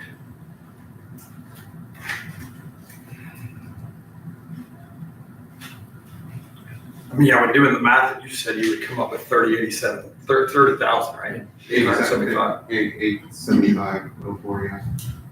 But you gotta put something in there in case he's over conferences, over, you know. That's a lot though, don't you think, or no? Oh, I don't, I mean, that's what I shouldn't say that's what we discussed, because he goes to conferences, or he may work 45 hours this week and, you know, you better not work 45 because that's overtime. well, okay, sorry. Well, I mean, that's almost a month of 2 months of pay it. Not extra You we're can knock it budgeting. down if you want. Well, I'm That's just up to you. questioning I remember we talked about that. So do we want to, I mean, if you gave them an extra, the 1143, that's, say, like, yeah, say 80 hours, say 80 more hours or something? yeah, so. I'm not just, The part-time assistant has a bump in it too. If you're looking at one. 80 hours would be an additional 1633 on top of that. so what would that be, 30? 3080, that's a plus 30875. 32,500 a week. Would that be okay with everyone to give it an I answer? mean, I think that makes sense. Put in additional pay, 127, 1143. So yeah, about $1,200 or something like that would be more than enough. I would think that's additional 2 weeks. We did 80 hours, which made it 1,600-ish. 1630. Okay, so that's more than he does, because he only does what, 27, So that would give him extra hours. 28 hours, Go to 22, 40. Yeah, I mean, I think it should come down a little, but How much you say? what do you think about the 32,500? 32,000. And then are you gonna do the same thing for the assistant? I think we should. And we base that on that. So you want to round that off 32,500? Don't you think that's Can we do good? that? Sure. And then just make a note in there. And then, so if you would add, 1765. How many hours would you do since that's part-time? You wouldn't do 80. Would for you do that one. 40 for that part? That's what I was wondering. I mean, he's not full-time either though, right? Well, I mean, we did 80 for the officer, and then what do you Well, think? they work 20 hours a week. I was saying was what we're bumping it up. We bumped him up about 80 hours. We I still bumped, think that's probably much. I mean, if we just do an additional, 56 hours or whatever, which would be 2 weeks worth. I mean, I don't think he would go over by an additional pay. Shoot, I think maybe like $1,200 or something like that. So that's getting what, 1765? Would you say 50 hours, what were you saying? Well, 56. he does 56. Yeah. Which would be About $1,000. $1,143, 50 cents, 52 cents. So what would that add up to? Well, did you do 1765 times 56? I just took the 30,875 divided by 27, because that would be what his bi-weekly pay is for the next year. He doesn't get bi-weekly, he's an hourly. That's why I took the hourly rate of 1765. And I He's an got hourly employee, so Like, 988 988, for $1,000, which would mean you would take it up to 26,000. It's still the same amount. However, if I do it by the hourly, or if I do it by the 30,875 divided by 27, still get the same number. What number do you think to put there? I think it'd be the 26,686.8 plus 988.40. So 27,675.20. 27. 27,675.20. can't do 20, can't do 20 cents to get round to the next whole dollar. 21. Yeah, you can't budget pennies. 7, 6 then. 676, and then What is it? It's 27,676 so this, is that the assistant? That's the for the assistant. assistant. 676. Are you talking about the hourly or the overall? Yeah, that's- The overall amount. And then, so what's the VSO gonna get then? What are we gonna budget for him? Does that mean we would have to do 32,501? That's kind of Just round random, them. just round it, or just make it 32,500. Make it 32. 32.5. I was gonna say, I don't know, seems kind of funny, 32,500. 500, yeah. Everybody okay with that? Well, on the hourlies, you can do whatever, and if they don't have it, they can't get paid it. I mean, they're done. On your bi-weeklies, you get it no matter what. If you got pennies, you got to round up, because you got to pay them that at the end of the year. That's your difference. Yeah, if there's a 27 for the part-time. 27,676, unless you want to make it 75, because it sounds silly, I don't know. 676 is what I had.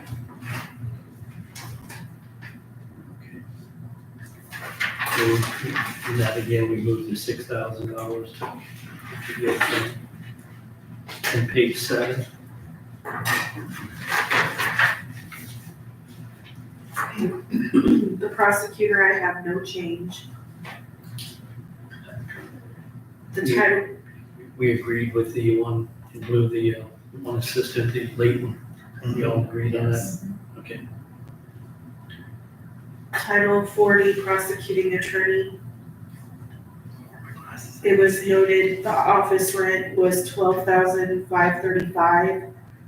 And we added the 40 incentive fund back in for his office rent to show the remaining amount of $8,953. So that in your final budget book, that'll be added at the end, Okay. back into that fund. The prosecutor's incentive fund does not need to be appropriated. But we thought to note it, you guys wouldn't see the rent then from year to year. He gets reimbursed so much, so that's correct. Okay. Well, that's what we're gonna have to do, budgeting. Okay, page 8, Chelsea you changed Chelsea's current 25, the office manager to $1494.50. So the 2% would change to $1524.39. And then the annual amount would be $41,159. 41,159, is it? Yes.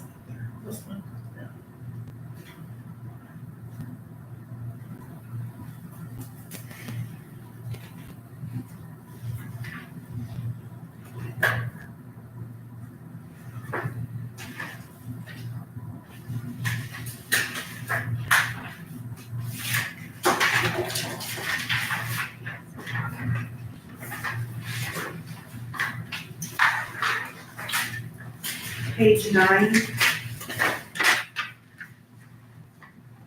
I think Angie is going to the commissioners to add that third deputy for the new hire. Shadow. She's scheduled on Tuesday. What she's got in there, 13,955, right? Okay. On page 10, under commissioners, you added 500,000 to health insurance, so you made that 4 million. Okay. Something else that we are working on is budgeting for the wellness center with HR. The wellness program, not the center. Well, the clinic. Yeah, like, where do we pay for? The commissioners did approve to go to the clinic, and that's, we don't have anywhere the money, we're trying to figure out where the money's gonna go. It's either gonna be a line item, or if it's gonna be in the health insurance line item. So we're gonna try the clinic next year, I think it is. So you're gonna make that change and So I don't know if it's gonna be in this line item, Marky was kind of looking, talking to them about it. If we're gonna make a line item for it in his budget, or if we're gonna put it in this, but in the line item for this. do you know, I think I listened to it, but how much is it per employee or per? It was 115, and then I thought it was 44 something an employee. So much per employee per month. I didn't bring that money. So is that family or? It's Just per employee per month. Okay. And then anybody in your family can go the way we understand it. And I don't have it with me. Okay, So when would the insurance carrier bill us for that? Well, that's what Max, our broker's looking at it. It's gonna go through this 4 million, or if it's going to be built separate, like Teladoc or something like that. Okay. Will we have to give approval for that as a council? Well, once we know it, I'll let you know. If it's in this 4 million, we're done. If not, if I have to add a line item, I'll let you know. Sounds good. page 11, I show no change.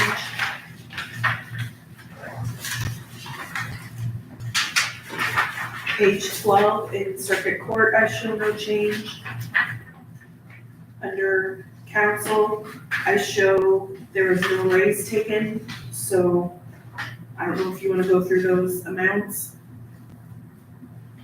No, okay. I don't think so.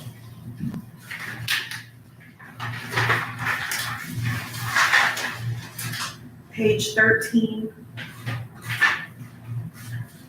Probation officers did not receive a raise, so you guys passed to go as the chart stand, or stands. Right. The court reporters are just getting a 2% raise, which would be $17.80.11 bi-weekly. For those 7 in blue. And then annual, it would be $48,063. Okay, down in office supplies on the same page, we changed the 17,600 to 12,600 because we moved the copier into Cume Cap. It was $5,000. So that, and that was 5,000. So that's 12,600, right? Yes. Okay.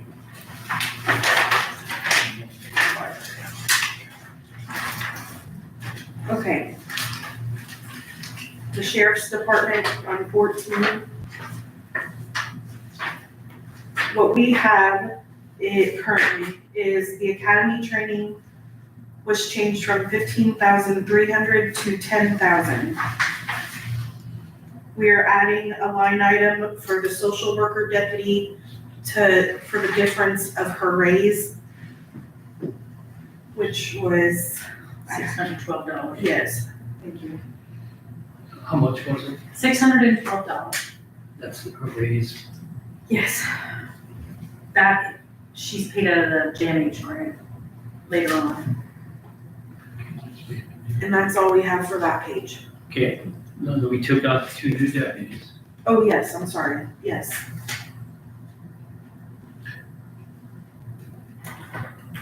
Okay, Now, you guys talked about changing everything that he raised by 2%, but we didn't get to confirm any of that with you, so. okay, so. We ready to roll here on that, or? I just wanna go through these items and see, and if you don't agree, speak up. And you know, I kind of, Did any other department raise everything? With the- They did specific things that they identified as what was necessary from past year to what they see as the trend that we. so right under the first one, the dues and meetings, the 19,000. I'd like to keep, you know, my suggestion is to keep that the same, the travel at 8,000 the same, the telephone at 25,500 the same. So those three items I'd like to change back to take the 2% out.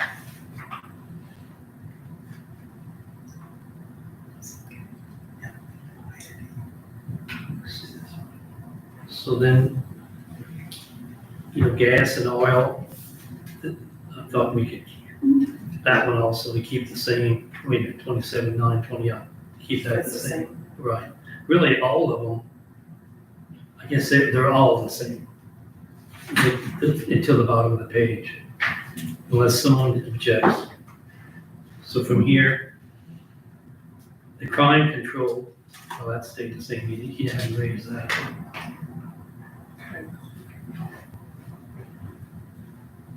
So tires, other garage repairs, vehicle hire, laundry, and uniforms. Okay, so speak up if you don't agree. I mean, that's what I was looking at, and I pulled some, you know, some of the expenditures, ledgers on the last year, or even the beginning of this year, and kind of divided it up, and I know that some stuff wears out at different points, but again, so then, I mean, if we're in agreement, I'm fine with that.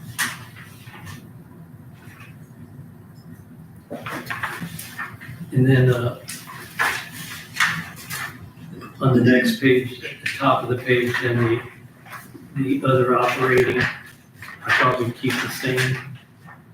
And then the, body cams, I think we all agreed to 80, we'd raise that to 80,000 from 61,000. That's the contract. Yes.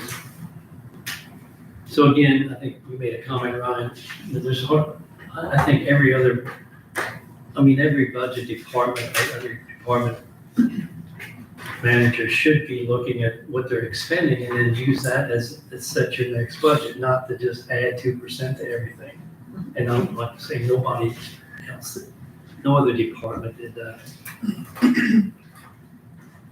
So then, I'm on jail, if you don't think I am.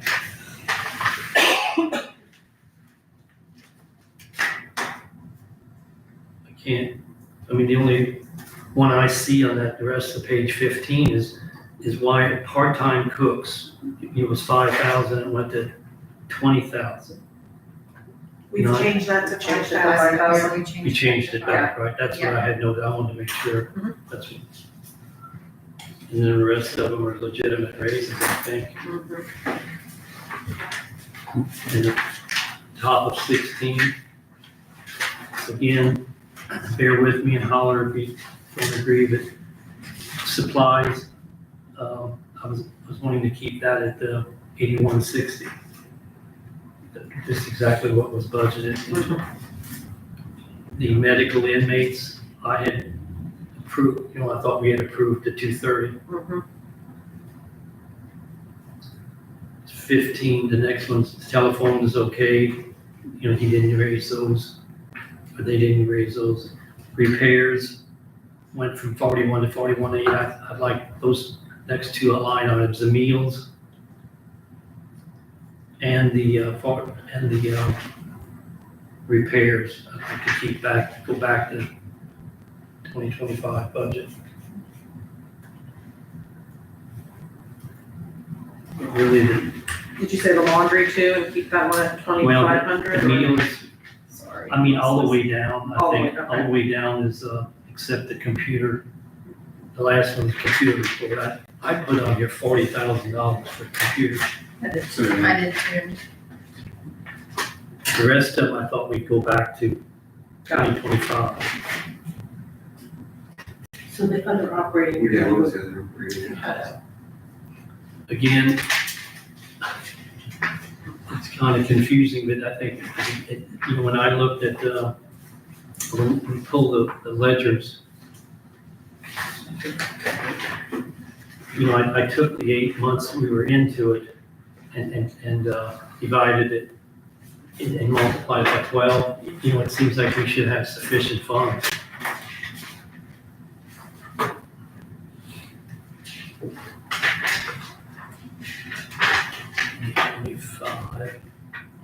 Geo operating. You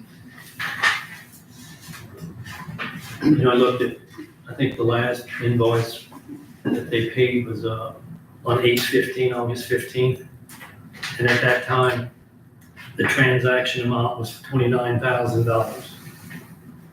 So what I did is divided it and multiplied it by 12 months, and came up to $41,000. So, I mean, if we got 44,000 in there, we should have sufficient funds.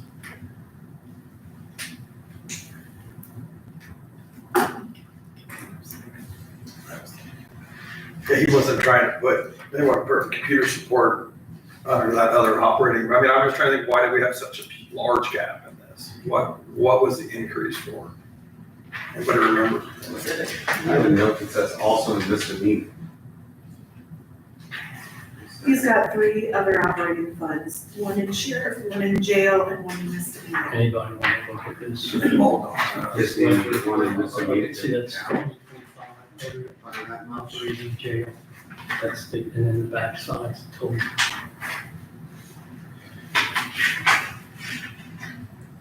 Were we taking that other operating back down to 2025 too? I was, yeah. Yeah. 44,000. Okay, can we run through that real quick? Supplies, you're taking down to 8160. Yes, Repairs, you're taking down to 41,000. Meals is going to 133,000. Laundry is going to 2,500. Uniforms is going to 6,425. Dues and meetings to 1,020. Travel, 5,100. Other operating, 44,000. Expedition, 9,700. And computer support, 40,000. that's what I,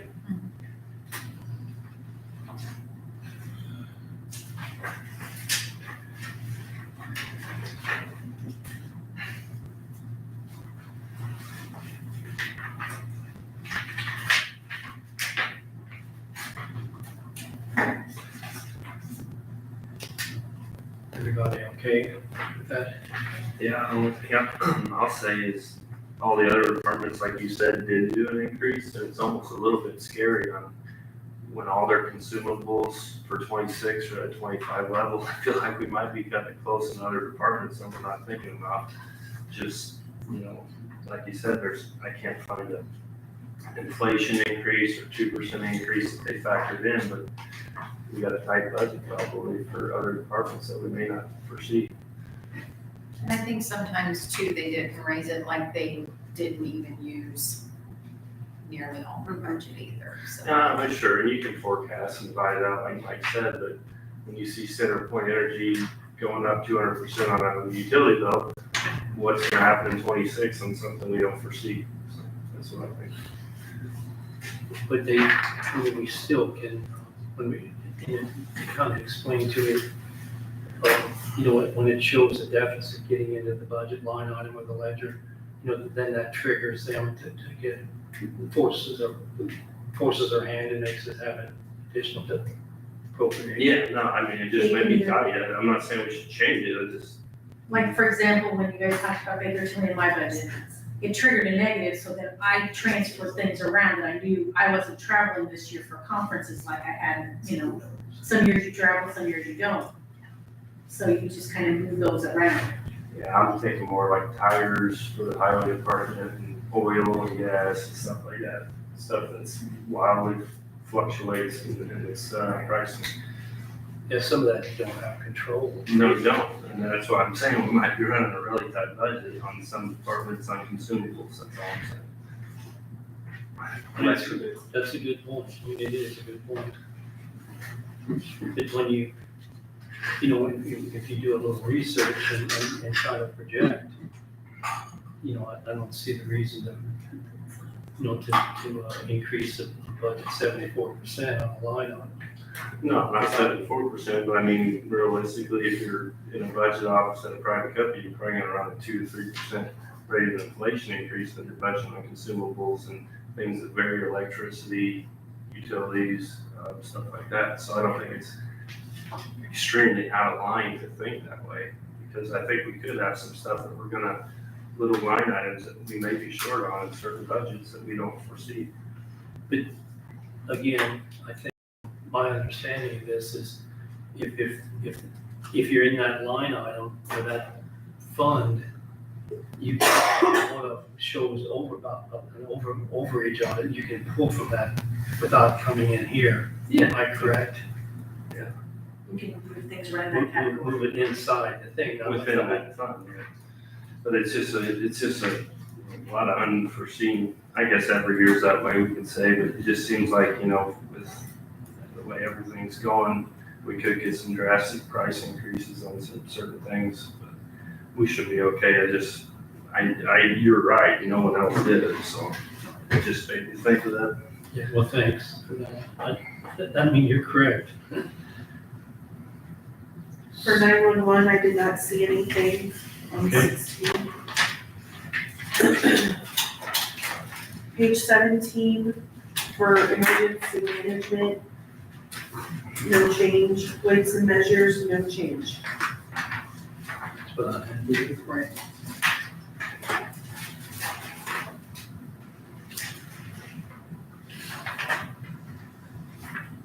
The annex, we're gonna add the fountain repair, as discussed earlier, of 8,200 to Scott's line item, 82, our budget, but it's, 8,200, but it's a separate line item. correct. What did you call it, fountain maintenance or? Fountain repair.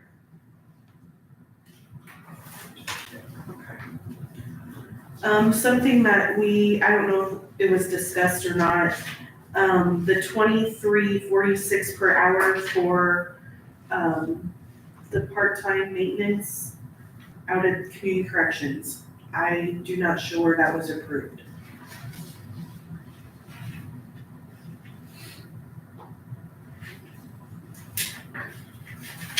And then Wyatt requested to change the 5,000 Hoosier Business Machines contract to 3,000 and the utilities from 50,000 to 52,000.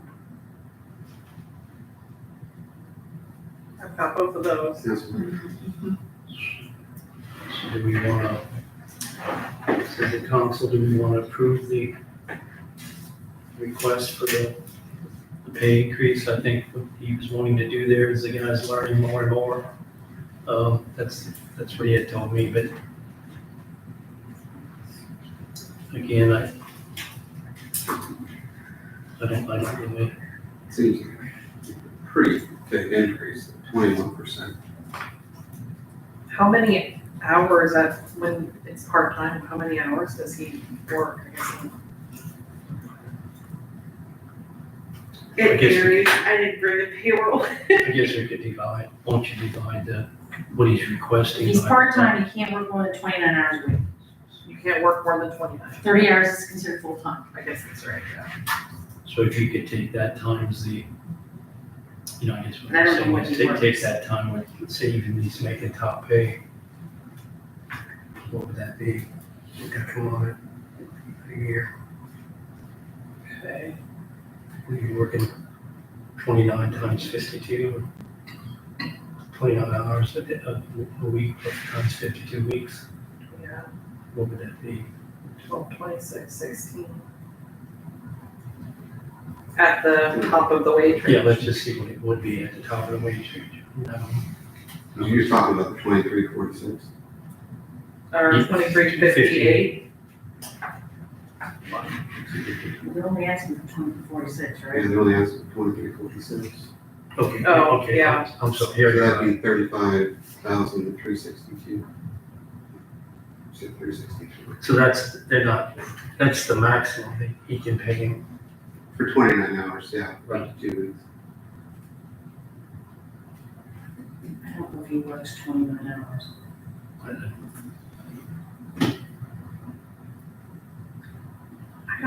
I think it was 32,937. I don't know, because I did something wrong. See, he probably isn't making, he's not working that many hours. That's the maximum. You wouldn't multiply by 52, would you? You would multiply by 27. So 2349 times 29 times. 52 weeks.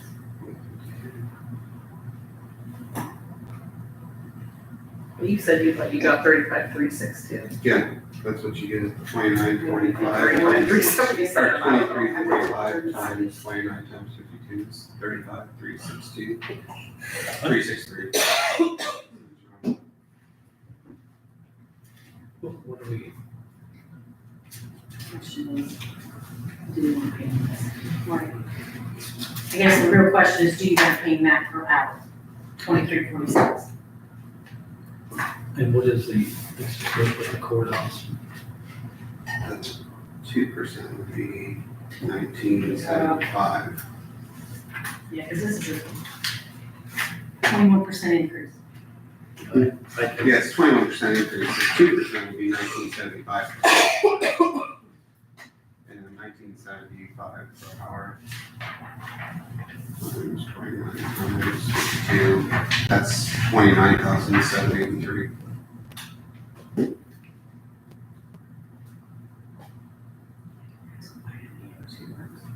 So is that, I mean, what did you Twenty. with, Not what did you 29,000. come up, 29,000? if we just do a 2%, it's $19.75 per hour max-ish, close, like it rounds to that. And then if we do 29 hours for 52 weeks of that, it's 29,783. And he said he wanted it's more compared to Tom Blessinger's at the jail, right? That's the note I have. And where's that one? Is that, he's on about page 15, at the bottom there. Tom makes 25.45.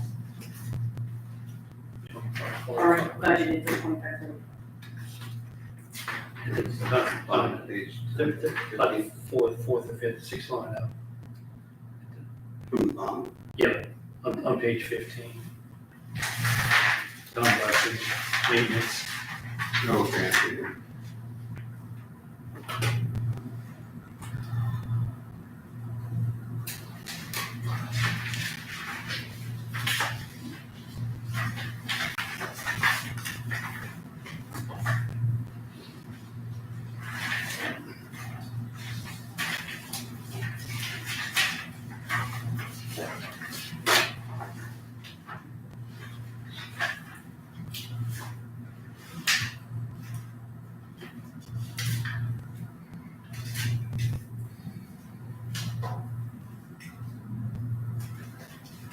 Again, it's one of those jobs,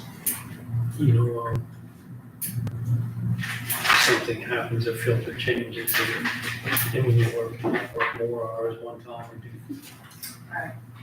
And I think they do that. But they, I don't think he supervises anybody. So let's, So the difference between Tom and Samson is what they do the same. probably Tom does more, I would think. I'd say Tom does. Same skill level, the same stuff though. He's obviously gonna do more because he's part-time, he works from hours. And it's a smaller building and, yeah, he strictly does the community corrections building. I mean, if we would want to just increase.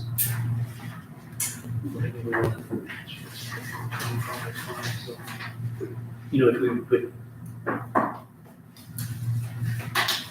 You know, that's one thing I guess I never spoke to him about, that maybe it's my fault.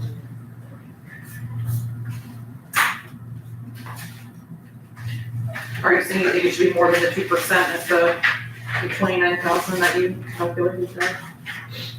I mean, in a way, yeah, I mean, if he's doing comparable work, I don't know, 21% jump and, you know, all at the same time, I think that needs to be more. See, you know, Pamela Spocker retired, you know, about that, you know, like last year sometime, so this guy hasn't been there that long, and maybe his skill level, it appeared to be pretty high. Maybe you, Alex, maybe they talk about a little bit in community corrections, but. Not a lot of the maintenance guys, I mean, they don't come to the meetings, they honestly don't mention much about their work. I know he was more, he's been in the business for, I mean, he's 60-some years old, I think, or he's been in the business for a while. You know, I mean, he's not somebody out of high school. They definitely don't complain, I know that, but day to day, I don't know the skill level and HVAC and stuff like that. And there again, it's more, you know, he's not gonna do any major changes, he's gonna change filters and watch the systems and that kind of thing. I think he helps monitor the computer on the system if it goes down or something.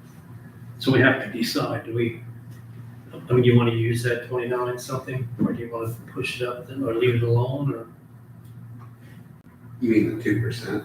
Yeah. I would say, I mean, I'd be okay with something more than 2%, just the 21% just seems to be a bit much of a jump from. So do we, what kind of dollar amount would go in there then, for the line item? Because we really don't have control over it. Is he at the max right now though? No, I don't think he, no, No, your max is over here on the other side. I don't think he's at the max. That's just, he wants Your to. max is 2358. They're asking for 2346. No, what I'm asking is he, right now, is he getting paid the 1936? I guess, because that's the max from last year. I think he is, in Grand Payroll. I would have to agree with you, I think. So he's probably gonna be bumped up from 1936 to the 2346 if we accept it. Yeah. It's just gonna be an automatic. I mean, yes, we're opening the door for that, yes. So I'm just thinking if you do something like we did, you know, the courthouse maintenance person, you know, 1936 times 1.05.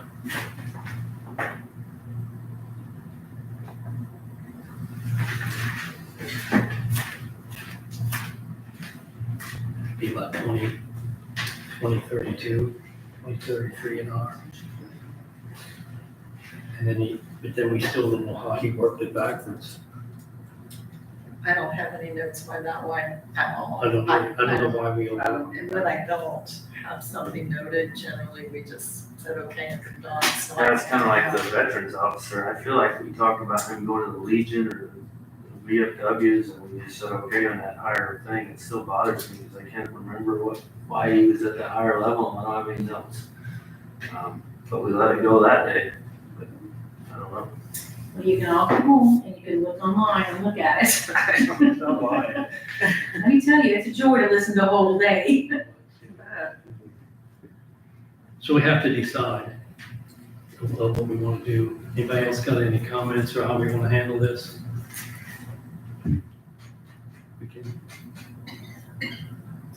like I say, we can put it at 5%, you know, a raise at 5% if he's learned. I think he's learned a lot more, or he's more familiar with the systems. So I guess he would be, to me, he'd be worth more than maybe 2%. You know, if I had to judge about knowing him, you know, I guess, or I met him, but I don't know who's, you know, that How long would has he been working there? That'd be 3654. probably last year, about this time, I think, Jerry retired. I think it was around this time frame. It was during the summer here. So that would be 30, you know, let's say 30, 35 an hour or something like that. I mean, not 30, 20, 35 an hour. 2033. 2033.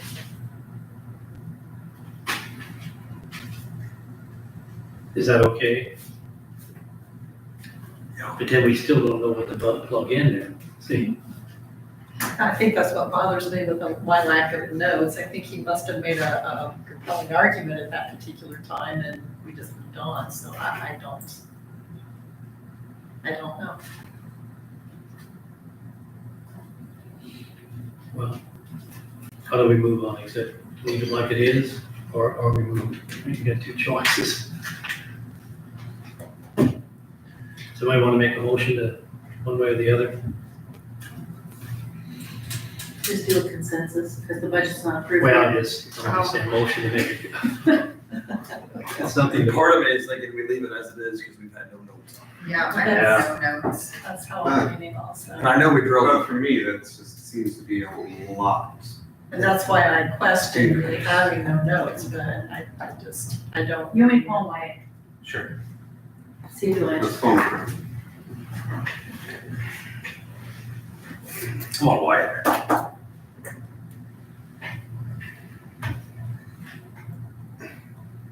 Is there any football games on or anything tonight? No. Because Wyatt's usually pretty good about raises and being, Yeah. you know, on top of it. You know, I think we failed to ask him about it. And we might have it Because he goes had all through. those sheets, and I think we just. I think if none of us had any notes, that's, you know what I mean, then.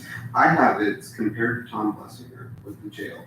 Yeah, So he that's- mentioned that's that. his- He did That's mention his that. reasoning to want him to get to be the same. You know, Miss Sandy, the council's meeting and we're going over our budget numbers and we're at, Steve's wage and they have some, how many hours he works in that, so I'm gonna put you on speakerphone, okay?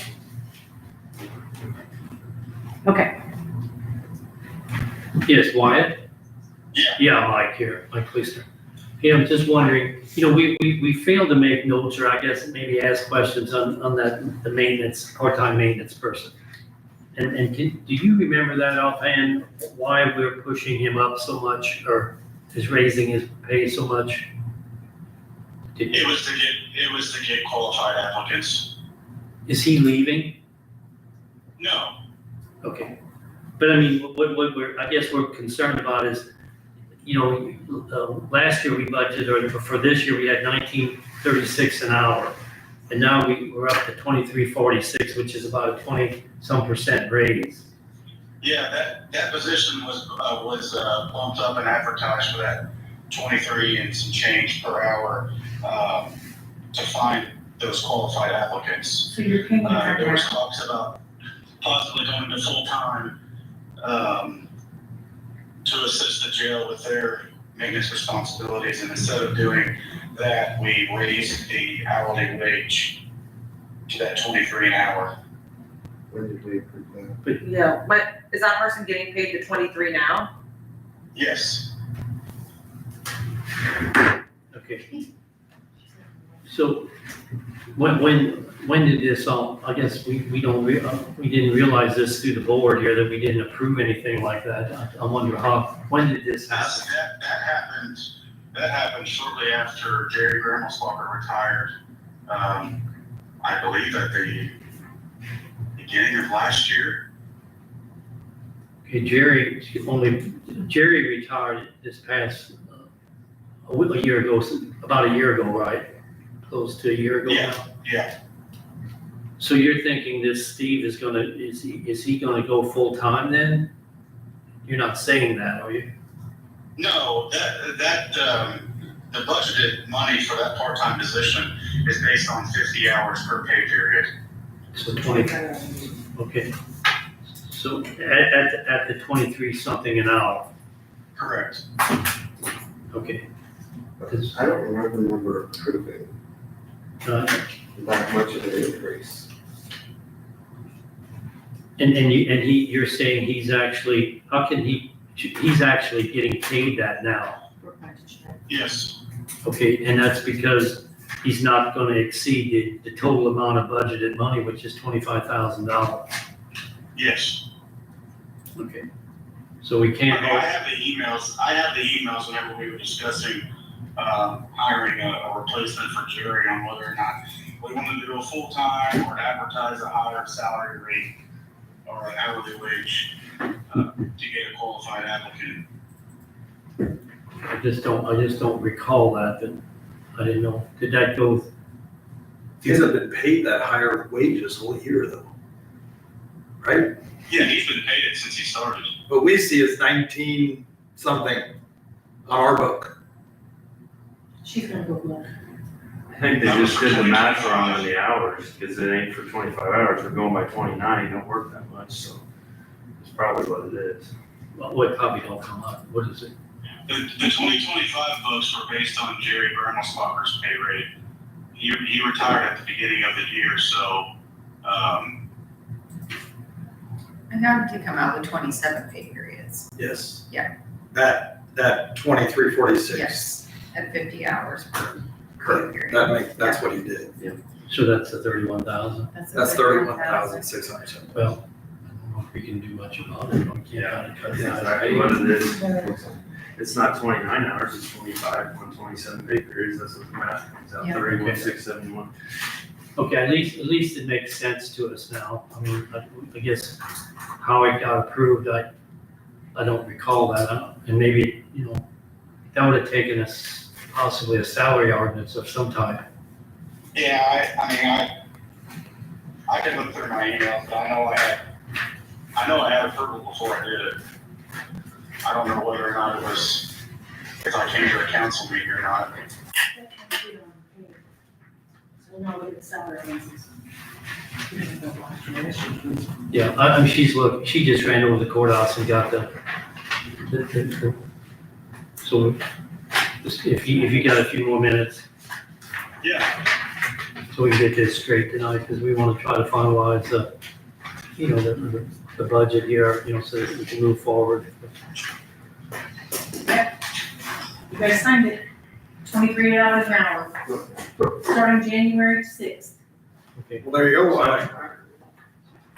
so, sorry to bother you, I think we So got. we wouldn't have had that in last year's budget, we have it in this year's budget. So anybody else got any questions for So that Ryan? cleans it up right So there. that's 2%. So it's good. Okay, It's 25. Wyatt, thanks a million. Yeah, well, I think, so we can move forward here, so we appreciate it. No problem, thank you. All right, take care. You too. Bye. Bye. Thank you, Sandy. Good thing we didn't cut. So we'll move on now, let's just approve it now. I mean, it's okay. I think we already approved it. I know. That was at 23, and now it's at 2346 with the 2%. He's 23 for 25, That's fine, yeah. yes. Yeah. You guys It changed. changed to 23, now it's 2346 for 20. What's the raise? Actually, you did it on the last day of December before January. Well, I went back and looked and I saw emails about his retirement party, but I didn't see an email about whatever, coming to the council, but. Okay, continuing on. Ambulance, no change. HR, no change, and we're working on the clinic. Okay.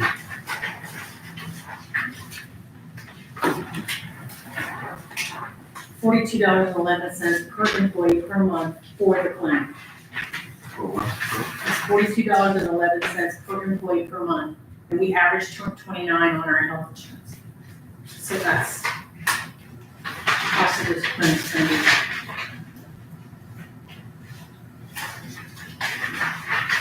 And how many employees, I'm sorry? We average 229, it varies. Page 20, no change. Page 21, no change. Page 22, no change. Page 23 and 24, no change. Page 25, no change. Page 26, no change. Page 27, this has the misdemeanor fund with the jail. So are you wanting to do anything with that? I did. I thought, Since we brought the other back down. But it's the same one that was there. that's the same. I think we do that alone. Okay, page 28, no change. Page 29, no change.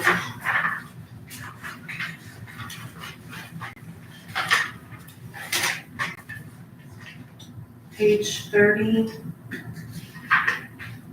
we're working on the probation officer.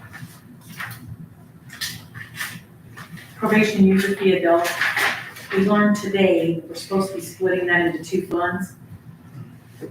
And this Masterson can't be paid all out of that fund, so we're working with that. We just learned this like at 3:30 today, so we're gonna be working on that split to pay her. So the amount won't change in total. The amount won't change, it's just where we're gonna pay her from. If we have to move some of her pay to county general, if we have to, or no, that's kind of where we're at. So I'll have to let you know more of that as I know. Page 31, no change.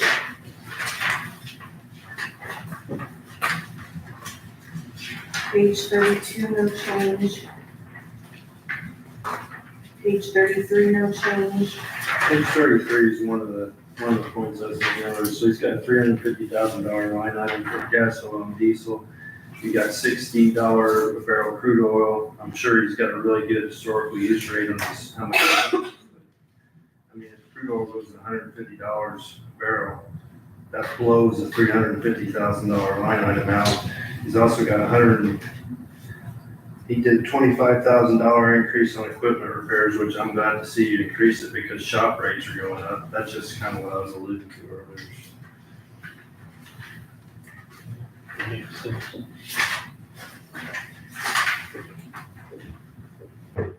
Page 34, no change.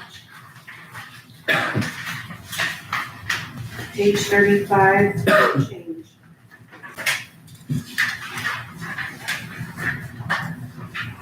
Page 36, no change. On page 37, we're changing the social worker deputy's pay in the JMH grant from $2,485.05 to back down to $2,462.42, and we're taking the raise out of the sheriff's department. So that's, So she's still gonna get paid $2,485.05 bi-weekly. 38, no change. On page 39, in Coon Cap, we split Amy's 275,993 to 134,637. And in 27, we're gonna budget for 136,637.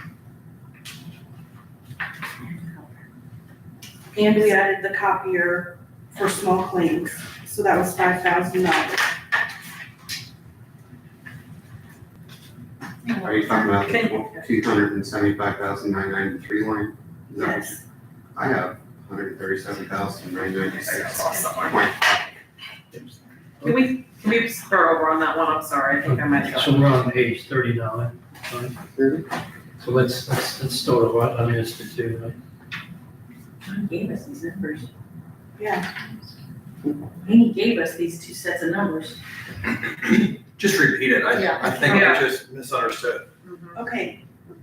We're splitting the 275,993 to budget for 26, we're budgeting $134,637. Yes, for the voting machines. Yes. Yes. For 27, we're gonna be budgeting $136,637. Okay. Yeah, that's right. Okay.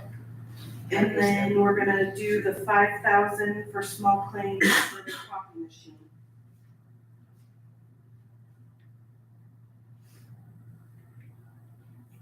We're still waiting on Christina Wagner's line item in the CNR tax.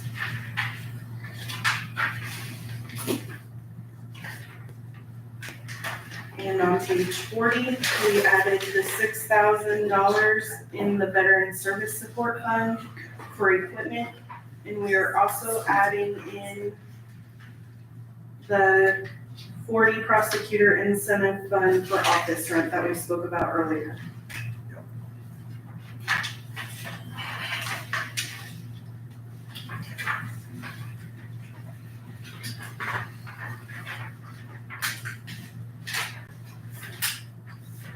Wyatt says to tell you he misspoke, we hired in January. It's on page 40, what were those two? The 6,000 was for equipment, The copier we moved from here, copier, or the equipment for the, veteran service officer, he had equipment, not copy. He had equipment. and then there was another 6,000, was it two? No, the incentive fund rent. The copier was in QCAP earlier, on the page before. 5,000 for the copier rent. And that's for, that was for four, is that 4D? No, The five, the copier was from small claims. oh, small claims. On page 40, 6,000 was the equipment that we took out of the veterans budget earlier. And then we're gonna add 4D rent. So you know all the rent for 4D.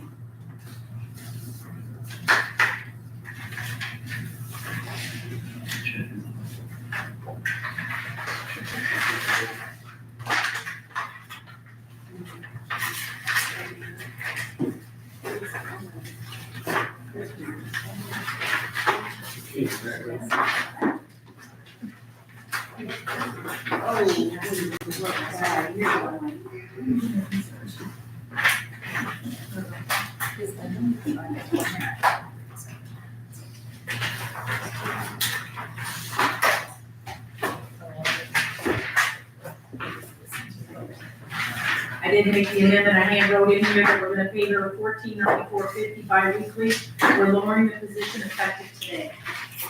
She doesn't have anybody in the spot. I just need a motion.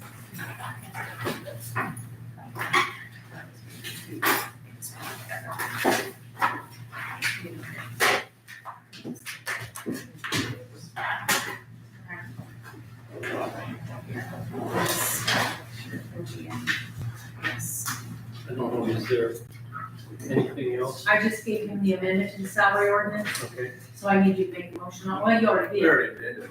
So there. And then, today I sent you a resolution 2025-10. We're just gonna add the POW MIA monument to the courthouse monument maintenance fund. This just, changes resolution 2021-39 to add that. Being for liability, then it just, how does that affect our liability? What, if someone would break the monument or something? We're not- It's if the, say 50 years from now, the monument needs a repair or somebody hits it or knocks it, I don't know. But what the Legion would like to do is, I think they have 8,200 or something like that, I don't know the exact dollar. What they'd like to do is donate that money that they took in for it, give it to us, and then we can put it in the monument fund they'd like lights installed. And so Scott's looking into that. And then any money that they give us is just ours, they forfeit any future to it. If there's any remaining. Or did I understand that? So, we have to make a motion To approve resolution Approve 2025. resolution. I'll make that motion to approve it. for the first, the motion to be a second. I'll approve it. And so, further discussion? Otherwise, all in favor, say aye. Aye. Anyone opposed?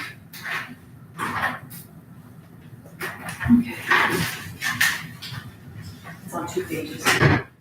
Okay, well, thanks for going through the budget. I think that was good. We'll go through it again and review it since we made good progress during the budget hearing, I thought so. Any other comments from the council? Anything from the auditor? Anything from the public? Mark, you out there yet? I'll make Nobody a motion left. to adjourn. I'll second. Let's see, I don't see any chats on here, so. We got a first and a second to close the meeting. All in favor, say aye. Aye. Anyone opposed?